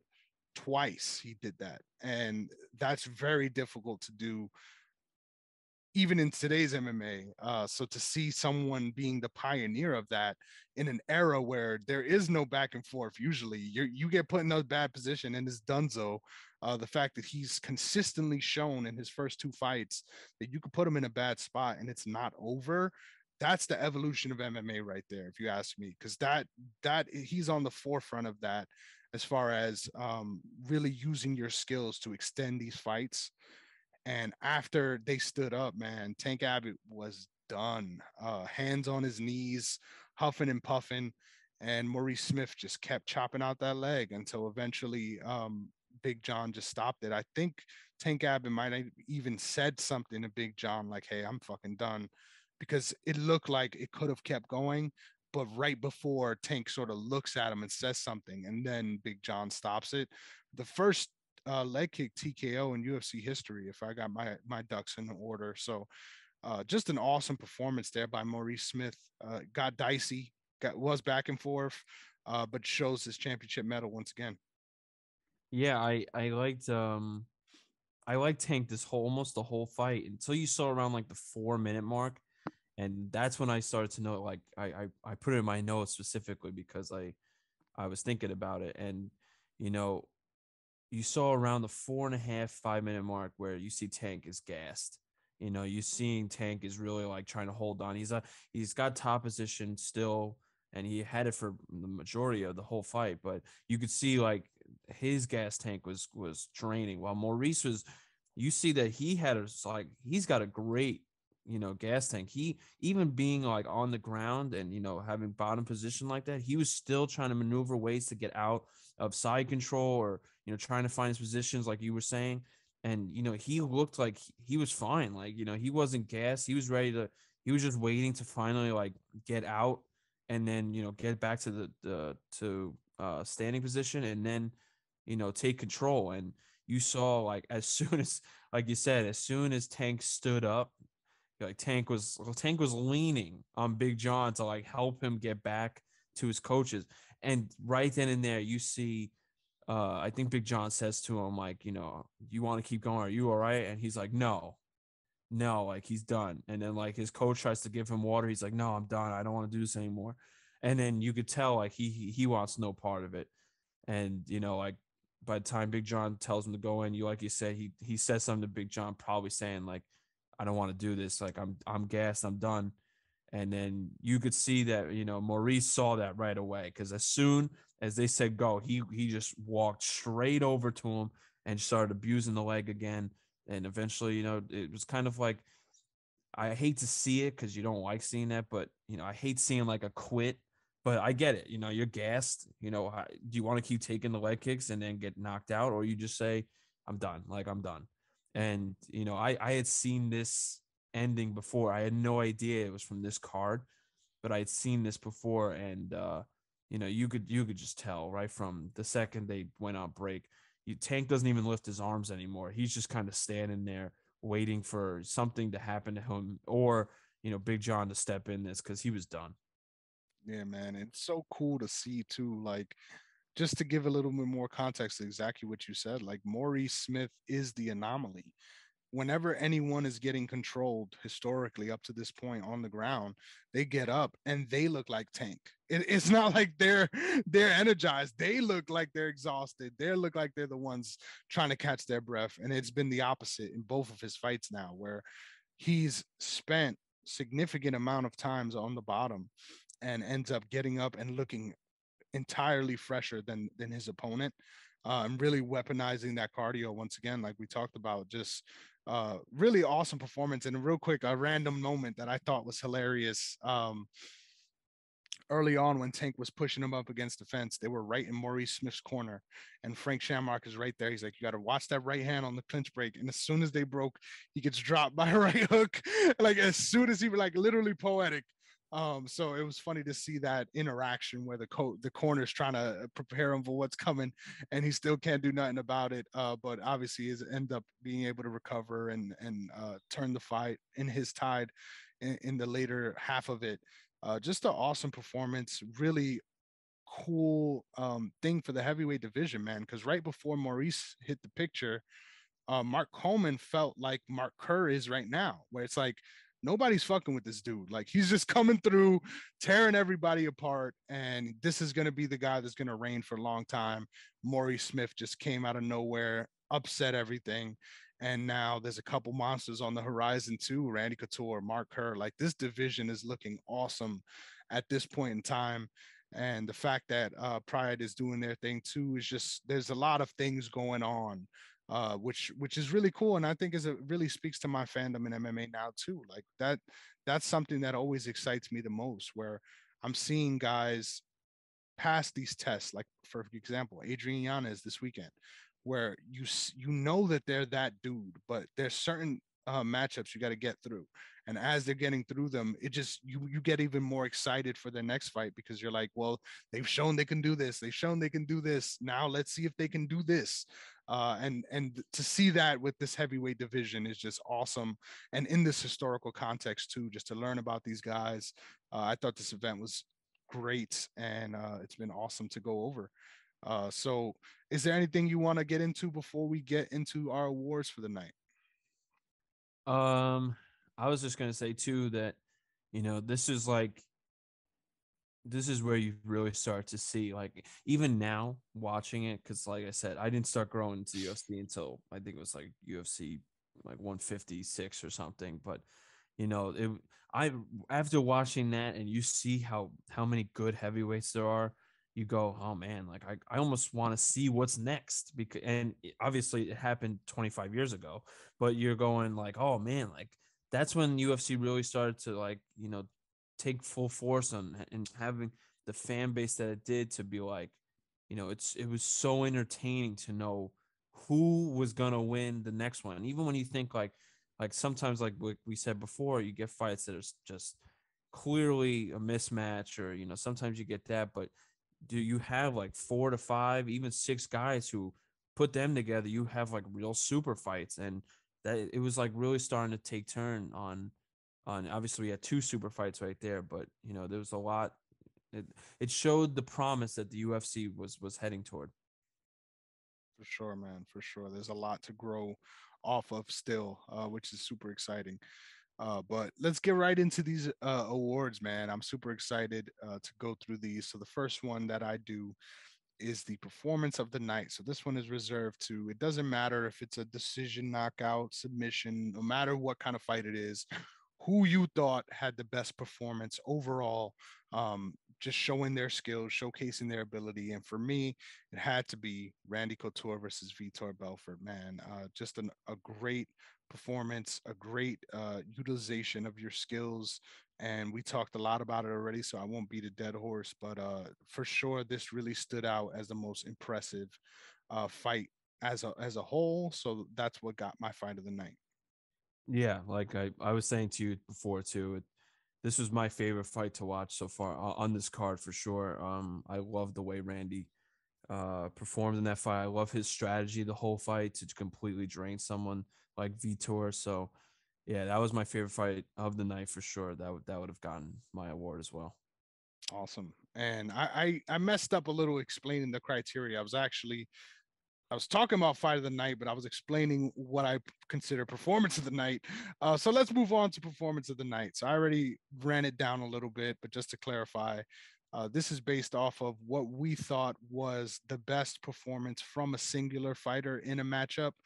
Whether that be, it could be a finish, it could be a decision, just based on what you thought was the most complete performance. And for me, I would say it's Maurice Smith versus Tank Abbot, man. I thought he did a really good job in all phases of MMA, offensively, defensively, putting himself in the right spot to win late. So that's my pick for performance of the night, Maurice Smith. If we're going just by one single like fight, then I would give it to Maurice for sure. But if you're going by how it goes on the card, I have to give it to Kerr there because, Kerr dominated both fights. And while you could say that Mark Kerr versus Greg Stahl was clearly a mismatch, and then you have someone like Kaysen who looks almost like a light heavyweight more than a heavyweight compared to Kerr. Kerr went in there and got the job done. And, I think a combined 1:10 against both fighters. So he had a great performance to fight twice in one night. We'll never see that again. But to fight twice in one night and to do it in that grand of a fashion both times, I would give him the performance if we were judging it as like on a card. Awesome, dude. I love that. I love that. These awards are personal, man. You give them for the reason that you feel right. So I love that. KO of the night. I had to go with the one hitter quitter, the big knee up the middle, Mark Kerr versus Greg Stott. Just phenomenal stuff. We already covered it, so I won't tell too much more, but that's my pick for KO of the night. Yeah, I would say the same. The clean up the middle knee. And then that would be like for quick, like you said, walk-off finishes, that would be it. And then like I said, I loved even Randy Couture's finish as well. It's because of how much he drained Vitor to the point where he couldn't even lift his arms. But clean wise, I'd give it to Kerr. That was a fantastic knockout. Heck yeah, man. And then submission of the night. This one's easy, right? There's only one submission. Mark Kerr versus Dwayne Kaysen. And that's it. That's it for our awards. That's it for UFC 15. It was honestly in recent memory one of the better events as far as name value, as far as the outcomes and the competitive nature of these fights too. This was a fun card, man, and in an era where there's been a lot of duds, it feels good to have a real fun card like this. So that's it for UFC 15. Let's move on to this weekend's fights, cause dude, there's so much to talk about coming out of UFC Austin, man. This was a star-studded event, crazy outcomes, and this is why hardcores like myself and you really take pride in not missing any of these events, because these smaller cards, they deliver. But I didn't think this was a small card even coming in. Like, I thought name wise there was a lot of people on this card that could do great things, and we saw that from the very fucking beginning. So I want to highlight some specific ones here, and then of course if I miss anything, feel free to hop in there. But did you get to see Roman Dolidze versus Kyle Dawkins, the very first fight of the night? Yes. Dude, that knee was crazy, man. Like, Yes. uh reminiscent of the Mark Kerr knee, but in a completely different way. Like, it came up at an angle, which I thought was spectacular, man. Just the way he sort of redirected Kyle Dawkins, pulled on his neck to bring his weight down, and then brought the knee up almost like you would throw a round kick. Like, he opened his hip up really, really wide to get that knee up as high as it did. And the way it landed too, like, it felt fucking brutal, man. Like, up against the fence, nowhere to go, and just driving that knee straight through Kyle Dawkins' head. I'm surprised he didn't go out, because that was a really bad one, man. I don't think Kyle saw it coming at all. Like he was kind of just defending himself, and then had him, obviously he was pinned against the cage, but the way, like you said, he pushed his weight down so that, like, and his neck down. So the way he came up with that knee, like, I don't think Kyle had any thought that that was coming. Like, I don't, and you heard it. You heard the clash of his knee to his like forehead, and he was done. As soon as that happened, you knew, like, he dropped immediately. I was surprised he didn't go to sleep because it was so clean. But yeah, it was a fantastic start to an incredible card. Dude, he did it for Cheyenne buys, man. Just wrecking fools as soon as as soon as the fight card starts. Hilarious. And honestly, given the fact that he's known for having a little bit of slower clinch drag out fights, this does a lot for his reputation as well. So he's going to be known as that dude that did this now, which is cool. Now, dude, I'm going to let you take this one away because I got so many things to say about this fight.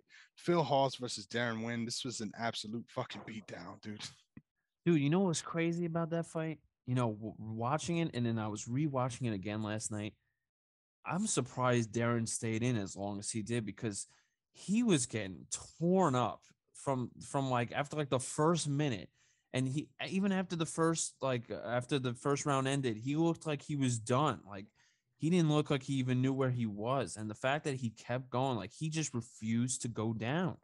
And like he just refused to quit until eventually Phil Hawes had to literally put him down to end it. But like that was an incredible performance by Phil Hawes. Like I'm looking forward so badly to seeing him again, because of he's got so much power and so much accuracy with his punches. Like he was connecting almost every significant punch you just saw land almost so cleanly.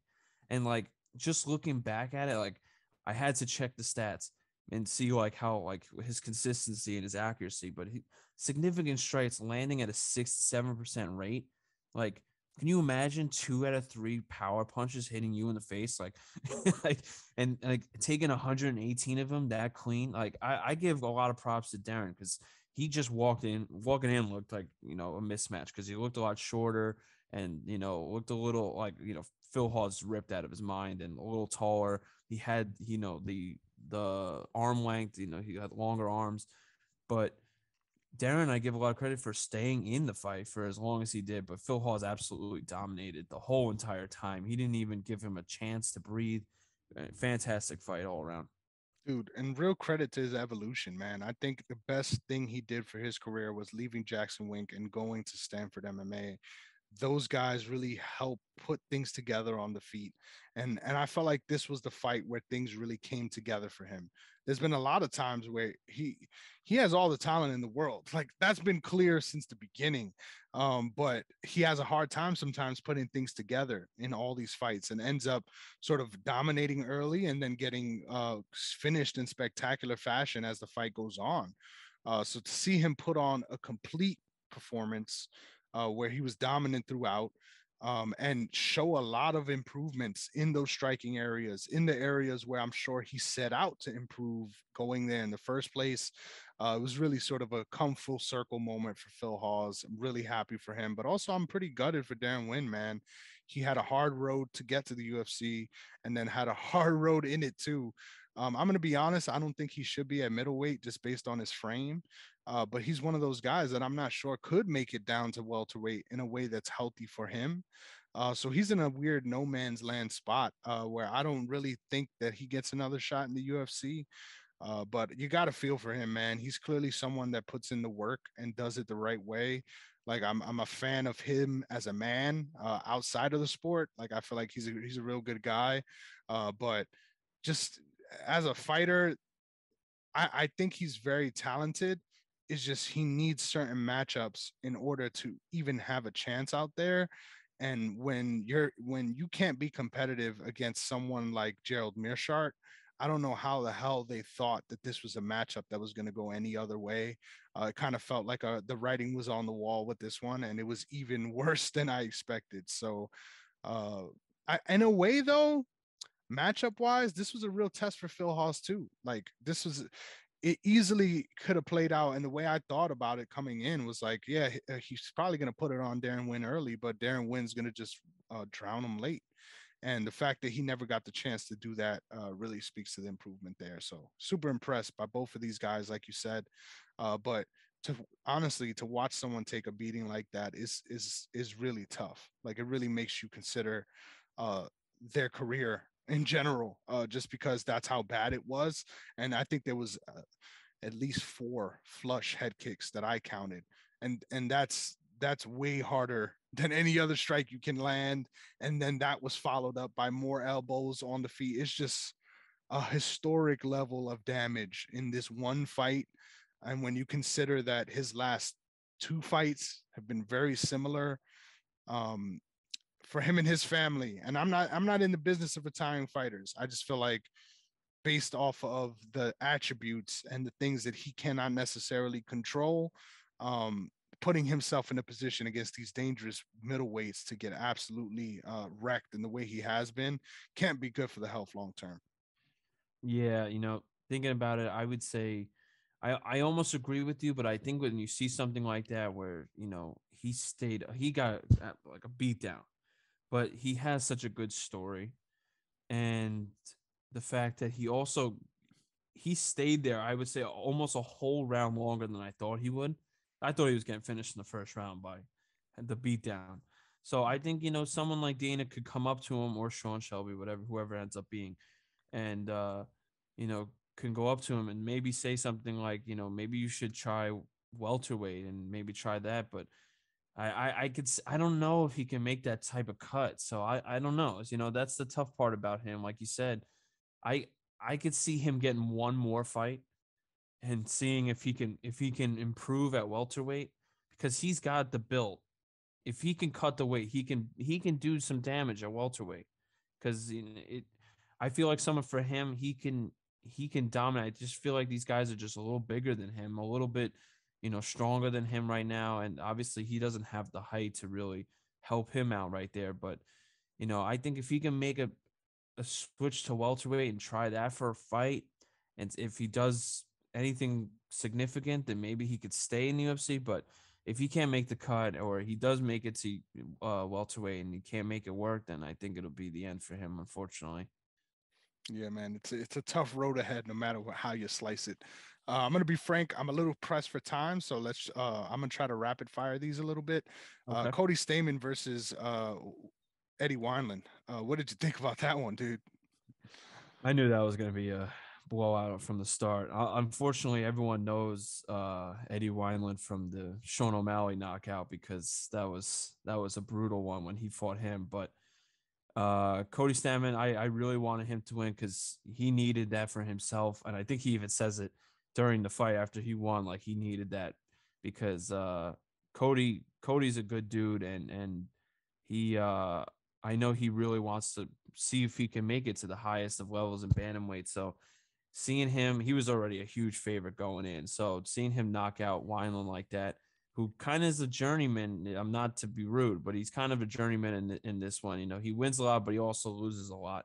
So, it was a great win for Stammen. I'm glad to see that he won so easily, and hopefully he gets a real fight, like a real good contender fight soon.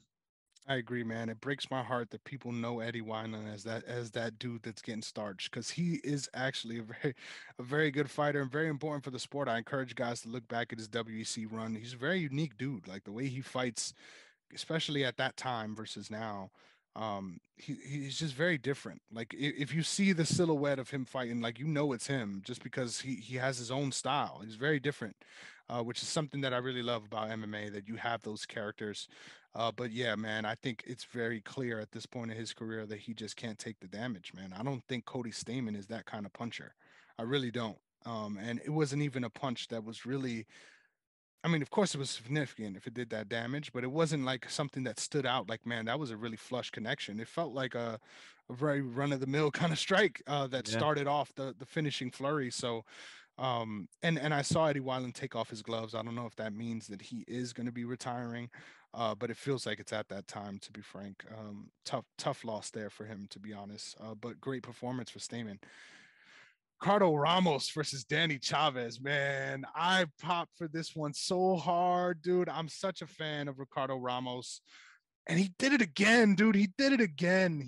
How do you do this multiple times? How is this something that is repeatable for you? I don't understand.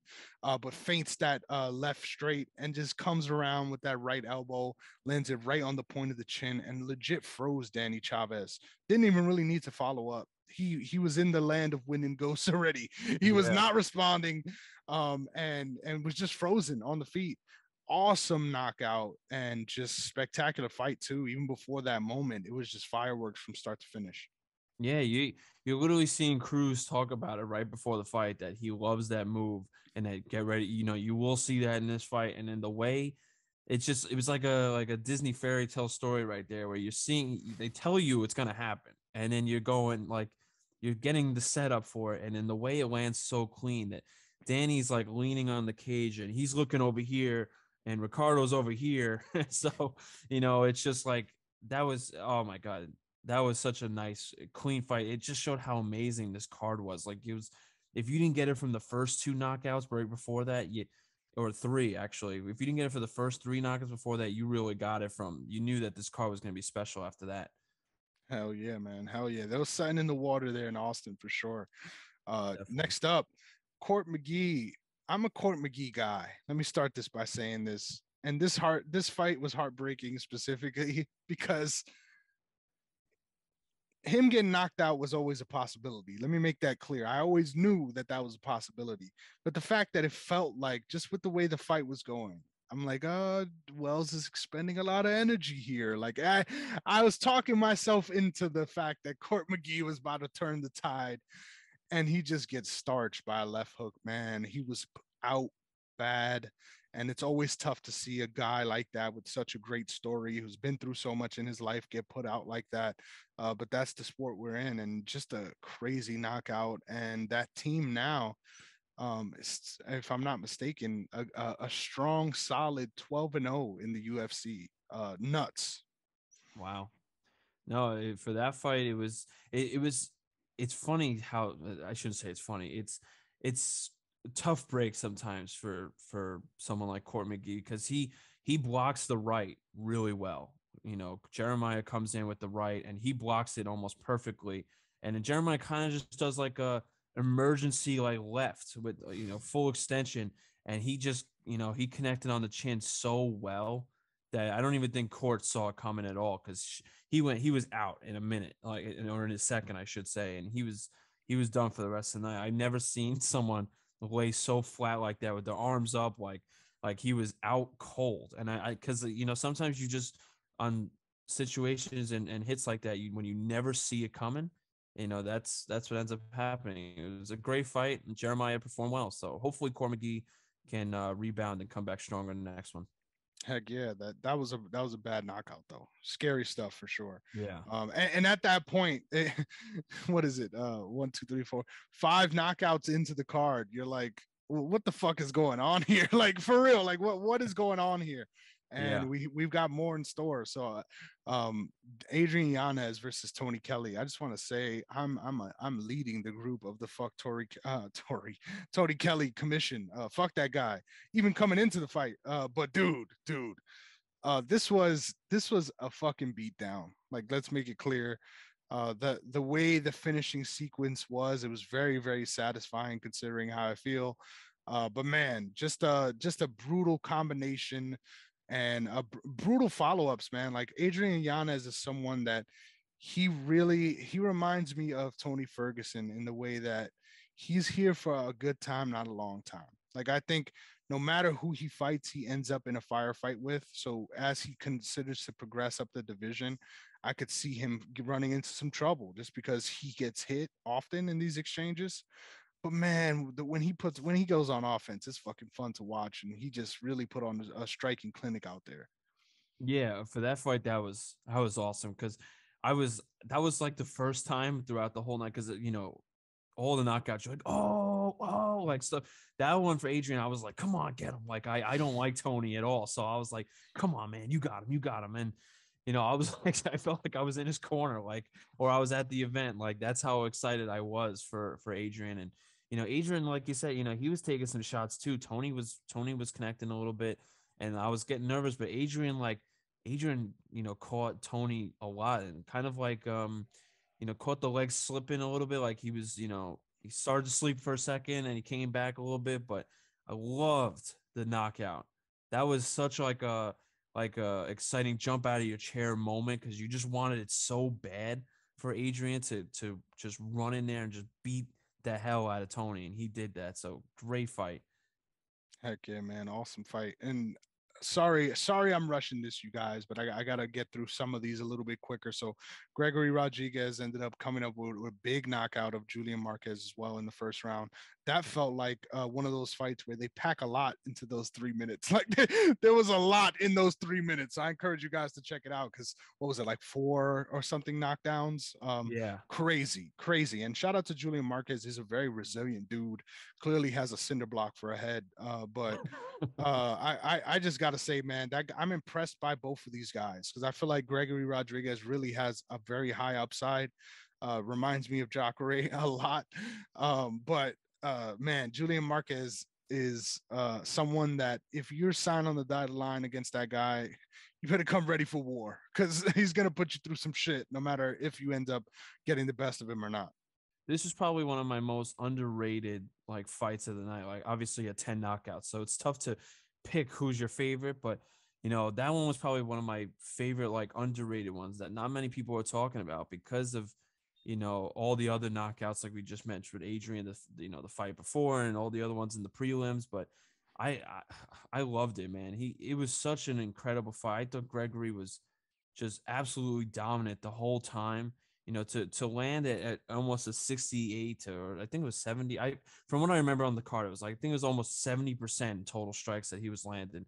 He just looked like he had like the upper advantage the whole time. He just went in there and just did damage the whole time. And so literally, I was surprised Julian even lasted that long. Exactly. Big testament to his heart out there. And I'm going to be frank, these next three fights, I was in the thick of this boxing event, so I didn't get to watch these. I'm really excited to watch him back. Demir Ismagulov versus Guram Kudalaze. Does anything stick out to you in that fight worth mentioning? It was such a close fight, and that was the toughest part. Was like I really thought that Guram could have won that. I really thought I actually had him like it was close to the point where you could have leaned it towards Guram, but at the end of the day, like I understood that how Demir won the fight. It was just it's tough to explain because on a split decision like that, and obviously there's no knockout at the end, so it's hard to explain what key points that you would see. Like, oh, I can see it going that way, but when you watch that fight over, you'll see like how you could lean it towards Demir over Guram. But that was if there was no like a non-knockout fight, that was probably my favorite fight of the night. Awesome, dude. Awesome. I can't wait to check that one out. Next up, Joaquin Buckley versus Albert Duraev. Please tell me. I didn't see any highlights of this. I have no idea. So please Bro, set the scene. this was so wild. Joaquim, I love Joaquim. Mhm. I have been watching him for well, I think he's part of one of the biggest knockouts ever in UFC history. So, he I love watching him every time he comes in, and he just beat Albert to like rearrange his face. His whole I don't know if you saw his face after the I fight, haven't. but his whole eye was completely swollen shut so that going into I think the end of the second round, he couldn't even see. Like they were trying to press it to the point where he can see, and they by the time they were pressing, like you saw his skin rolling over. That's how inflamed and blown up it was. That it Wow. was it was done. Joaquin just beat him down the whole fight. And I'm not gonna give away spoilers by telling you exactly what happens. I want you to see it. But that was just a great fight. Well, I can't wait to see who Buckley fights next. Heck yeah, man. And it's cool to see that he's really hitting his stride with his improvement as well. Uh came came up with a couple of hard losses there on the road, but really cool to see guys bounce back from those things. Next up, Kevin Holland versus Tim Means. I didn't get to see this one either. What were your thoughts on this one? Big mouth, man. Big I mouth. love that dude, man. Me too. I loved his story too. That not even Dana liked him at first, and then the fact that he comes in, he'll fight anyone, anytime, and then eventually it ends up like costing him because he was like losing his rank because he was just fighting anyone. But great fight, man. It's such a great fight. Coming in from his last one, where everyone was saying that he was, he's not good on the ground, and that he's anytime you get him to the ground, you basically have a good win there. And because he could strike with anyone, but once you get him taken down, he's it almost seems like he has a hole in his game. And then to see him come in and you know win by submission, but he basically beat Tim down almost the whole time to the point where once he got him on the ground, you saw that he has been training real well on his ground game because he was doing a lot of going from mount to side control. He looked really strong. This is probably one of my favorite performances from him, ever. Like obviously he has some crazy knockouts and some great fights, but overall as a fighter, this is probably my favorite one from him. That's awesome, man. Like you said, seeing that improvement is really key. And I always felt like he had really good offensive jujitsu. So I'm excited to watch that back and see what those exchanges look like. Cause man, I like Tim Means a lot too. Like Tim Means is that dude. Yeah. Shout out to the Dirty Bird. So I can't wait to check that one out. I did get to watch this one and I was pumped as hell. Josh Emmett defeats Calvin Cater. But I didn't really think it went that way. Me neither. So yeah, man. So I really would love for you to kick it off. Just give me your thoughts on this, because if I remember correctly, I ended up giving Calvin round 2, 4, and 5. Yeah, if I can remember correctly, I think I gave him round 4 and 5 for sure, and I think it was round 2 that I gave him as well. But yeah, man, I don't know.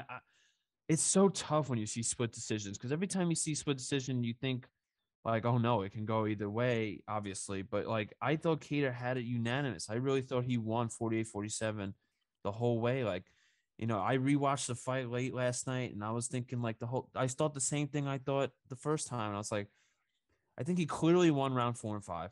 Mm-hmm. And then round 2 is kind of a toss up, but I still would give it to Cato. Like, he was just better off the, standing up. And obviously with the damage that he did to Emmett, like you saw Emmett's face, like it's not like, it was blind to see that, but it just looked like Cater had it. And even the way he celebrated after the fight, I think Cater even thought he won. Like, I think Cater Mm-hmm. thought he had done enough. He was kind of like hugging Emmett, like, yo, great fight. Hope to see you again soon. Maybe Giving we'll him his see you at the props. top Yeah. again. Yeah, like, you're a great fighter. And usually when you hear that, you're like, damn, you think I lost? Like, so, and I don't know. I just thought Cater won, and obviously, I think it's tough because I thought Cater, like I keep saying, I thought Cater won, and obviously, great performance that he had his last fight where he dominated, and then after being dominated by Max Holloway, the fight before that, I don't know, man. It hurts to see Cater lose that one because I really thought he held on for the victory there. I agree, man. And I would argue even Josh Emmett was fucking surprised. If you watched him read the decision, he looked like, oh shit, let's go. Yeah, it was a really fun fight, though. I would say shout out to the heavy hands guys. This reminded me of what they say often, which is like athleticism is cheating. Because that's what it is, man. I feel like those explosions, those big movements ended up really swaying the judges towards him. Even though I had it personally another way, but I'm excited to watch that one back too with a more critical eye and really think more deeply on whether or not I feel the same way after. But man, yeah, just live watching, seeing their faces, especially, it felt like it was definitely a win for Calvin Cater, and it felt like he was in control. I feel like, especially 4 and 5 in a 5 round fight. I don't know how this works or how it would work, but I feel like technically those should count for more. No, like that's how I feel personally. So it's always tough to see someone that's sort of dominating the back half of the fight end up losing on the points from early on.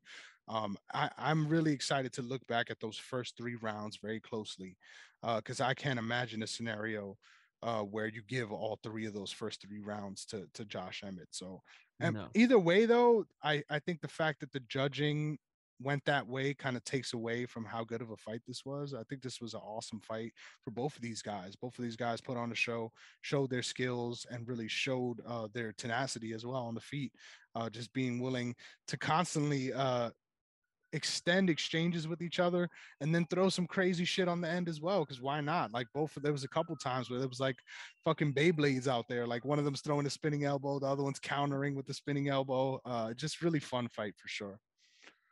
yeah, I would think so. If you, I don't know if you've seen the scorecards from that fight, but it was different from, and no judge had the same score that they had from the other judges. Everyone had different, you know, scoring. So it was just very weird. You had, Cater losing, rounds 1 through 3 from one judge, and you had the other two judges saying he won the second round, but he lost the fifth round or the fourth round, and it was just like, it was just so bizarre. Like, it just looked like everyone saw a different type of fight. So it really sucks for someone like Calvin. Hopefully he can rebound and come right back, because I like watching him fight, and he deserves to be in the top 5.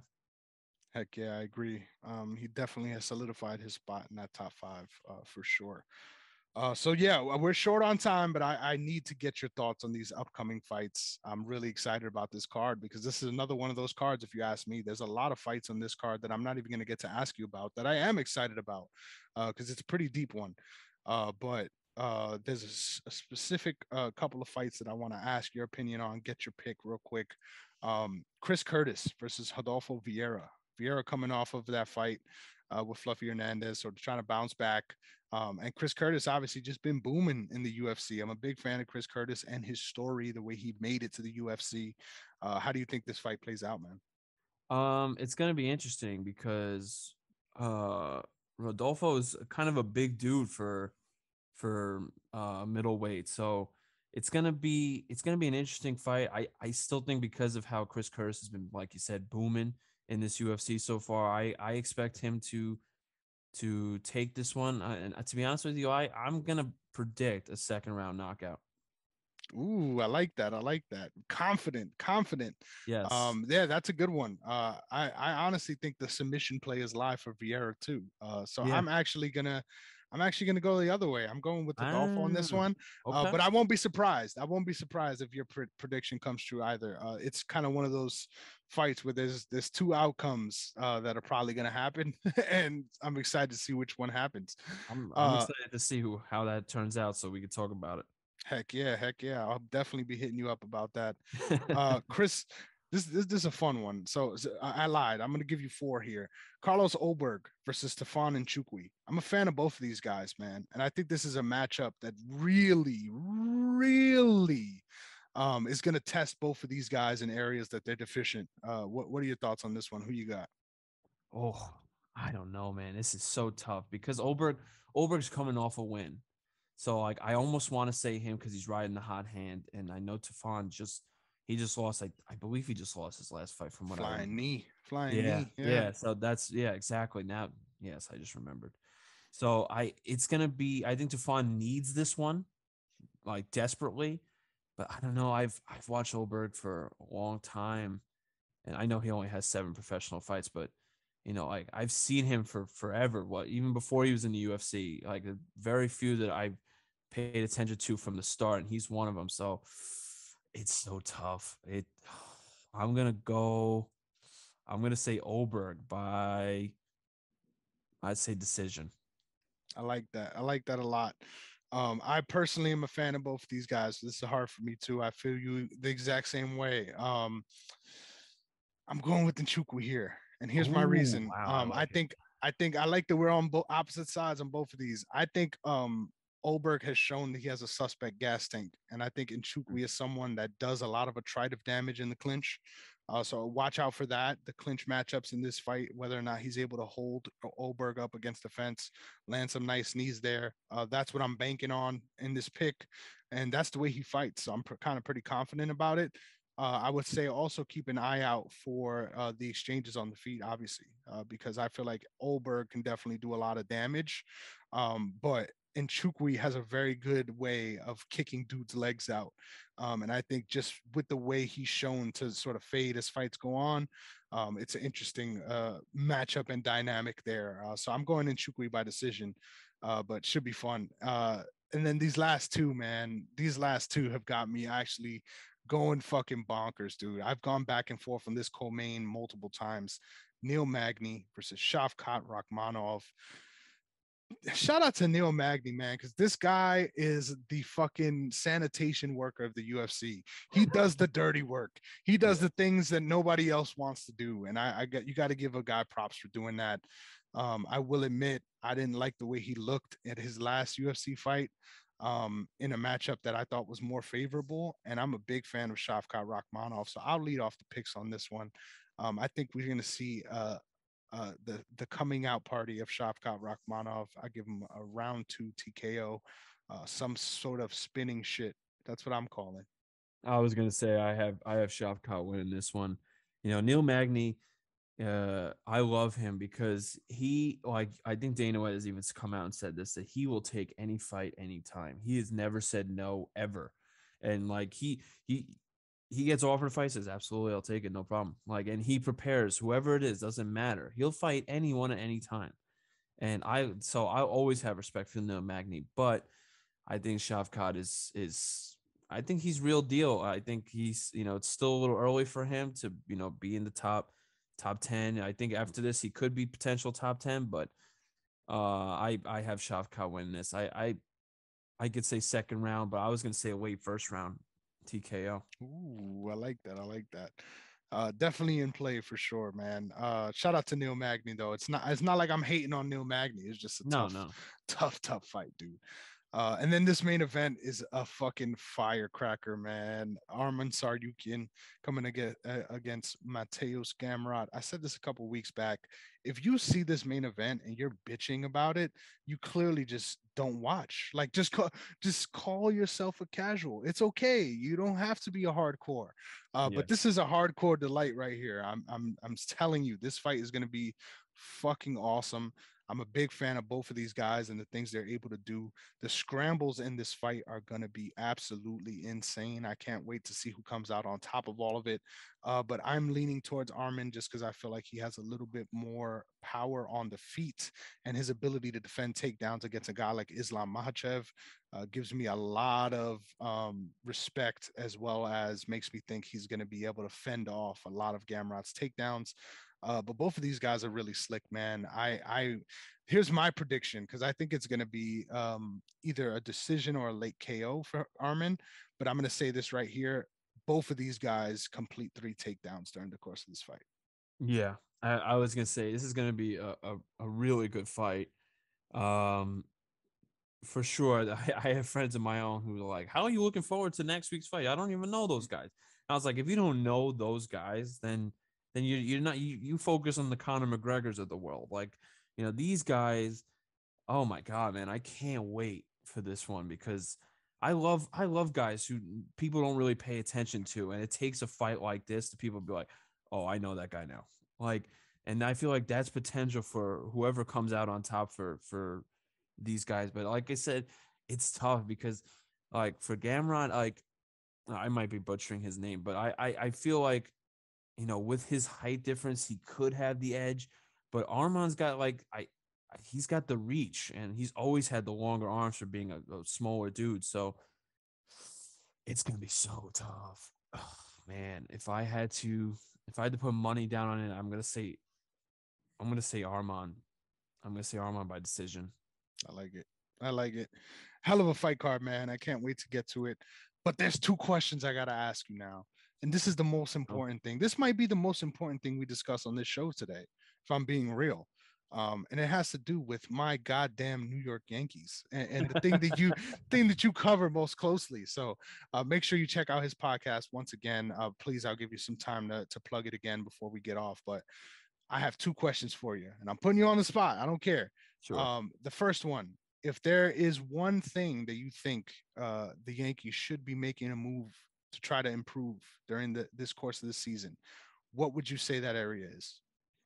It's tough. It's I've been asked this question a bunch of times, and because of how good this team is flowing right now, everyone wants to say center field, and get rid of Aaron Hicks because Aaron Hicks is a tough person to watch because yeah, man, it's tough. It's just so tough because I don't want to say anything bad about him, but it's tough to watch him sometimes. His arm is not what it used to be, and he's just not, his bat is not what it used to be either.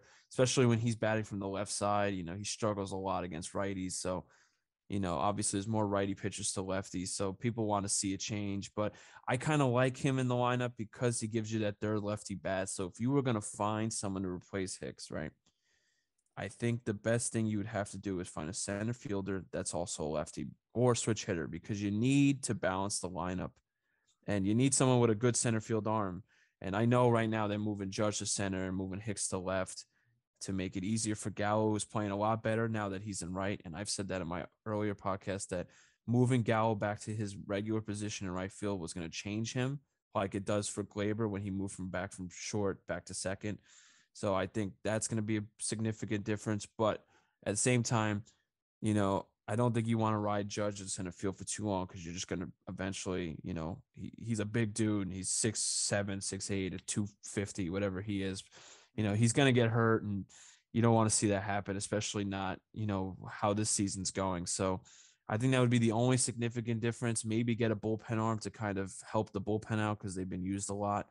But that would probably be it. This team is firing on all cylinders. This is the best Yankee team I think I've seen since 2009. They may even be better. So, I it's agree. going to be incredible. I can't wait to see what this team looks like in, October. Dude, it's a hell of a team to watch. Like I love the depth as well. Like we're a deep team and we're a dangerous team, and it's hard to find that in the league anywhere. So really big fan, like you said. It's an awesome time to be a Yankee fan. Let's just make that very clear. But this next one, it's worth asking. I don't care. It's worth asking. 100, 120. Can we get there? 120 wins.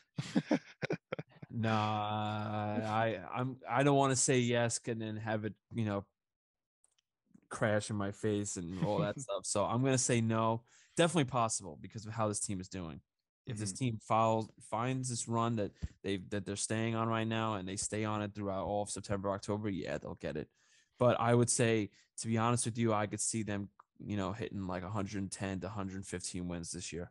Yeah, for sure, for sure. That's the appropriate range. That's historic levels. That's why I love asking it, just because that's how I've been talking with a lot of my friends lately. It's like we're on that level, but it's just a long season. Obviously, we're in a really good Yes. spot right now. A lot of things could change, and of course, we got to anticipate for that too. But man, it'll be awesome to live through that, to see that. Like I said, this is my first love sports wise. I love watching baseball. Not a lot of people do. But man, really awesome to chop it up with you today about this, all the MMA stuff on Father's Day. Shout out to all you fathers at home doing your goddamn thing. The world needs you. So continue doing what you got to do. Thank you so much. This was awesome, dude. I had a blast. I hope you did too. Please make sure to tell the people where they can find your stuff once again before we get out of here. Yeah, no, man, I appreciate you having me on. It's kind of funny how we found each other, obviously having the same last name, so that's pretty cool. But maybe we'll find out in the future that we're cousins, or who knows. But Ancestry.com, baby, we got to figure it out. yeah, exactly. So hopefully, but yeah, man, I really appreciate you having me on, man. This was awesome. Not many people talk MMA like I do, and obviously you know it just probably even better than I do, because you go so in depth and detail, while I'm like, I kind of keep it more laid back. But dude, I appreciate it. And you can find me at Sean Negron 25, or if you want to follow my podcast, my baseball podcast, which covers mainly Yankees but also baseball in general. It's at Hottesquina Pod, which for the hot corner, that's what it means. So you can follow me there and, give it a listen. I promise you won't be disappointed. And like I said, man, thank you for having me on. I appreciate it. Heck yeah, man, and keep doing your thing. You guys are really killing it, getting some awesome guests as well. Like that's the hardest part of it. So I know you guys are gonna keep doing awesome things. So We keep it got up, man. And dude, it's such a great time to be having that show as well. Like I'm sure you Yeah. feel it. The momentum is huge. So keep doing your damn thing, man. Also make sure to not forget to find my stuff at Negron MMA on Twitter. A lot more MMA archives coming. I'm trying to get a lot of different guests on just to cover this damn sport that I love and go back in time with me. Because a lot of times it gets so easy to get caught up in the week to week. There's so many events going on always in MMA. Everything just sort of gets pushed out of the fold. But thank you so much again for coming on. Make sure you follow the brand at OTS Media Co. On all platforms, and OTS Media on YouTube. We've got coverage of every damn sport, every damn sport, pop culture, music, video, film. We got everything. So please check us out. It's your one-stop shop for any sort of media you may be looking to consume. Make sure you follow me on all those platforms, as well as on Instagram at Chris Negron _. I'm this close to hitting 350 on Twitter. So keep the love coming. Thank you so much, you guys. I really do appreciate it. And looking forward to getting on and doing some more stuff with you in the future, man. This is awesome, Sean. But like that, we're done here. Y'all have a good one, and I'll catch you guys next time. Peace.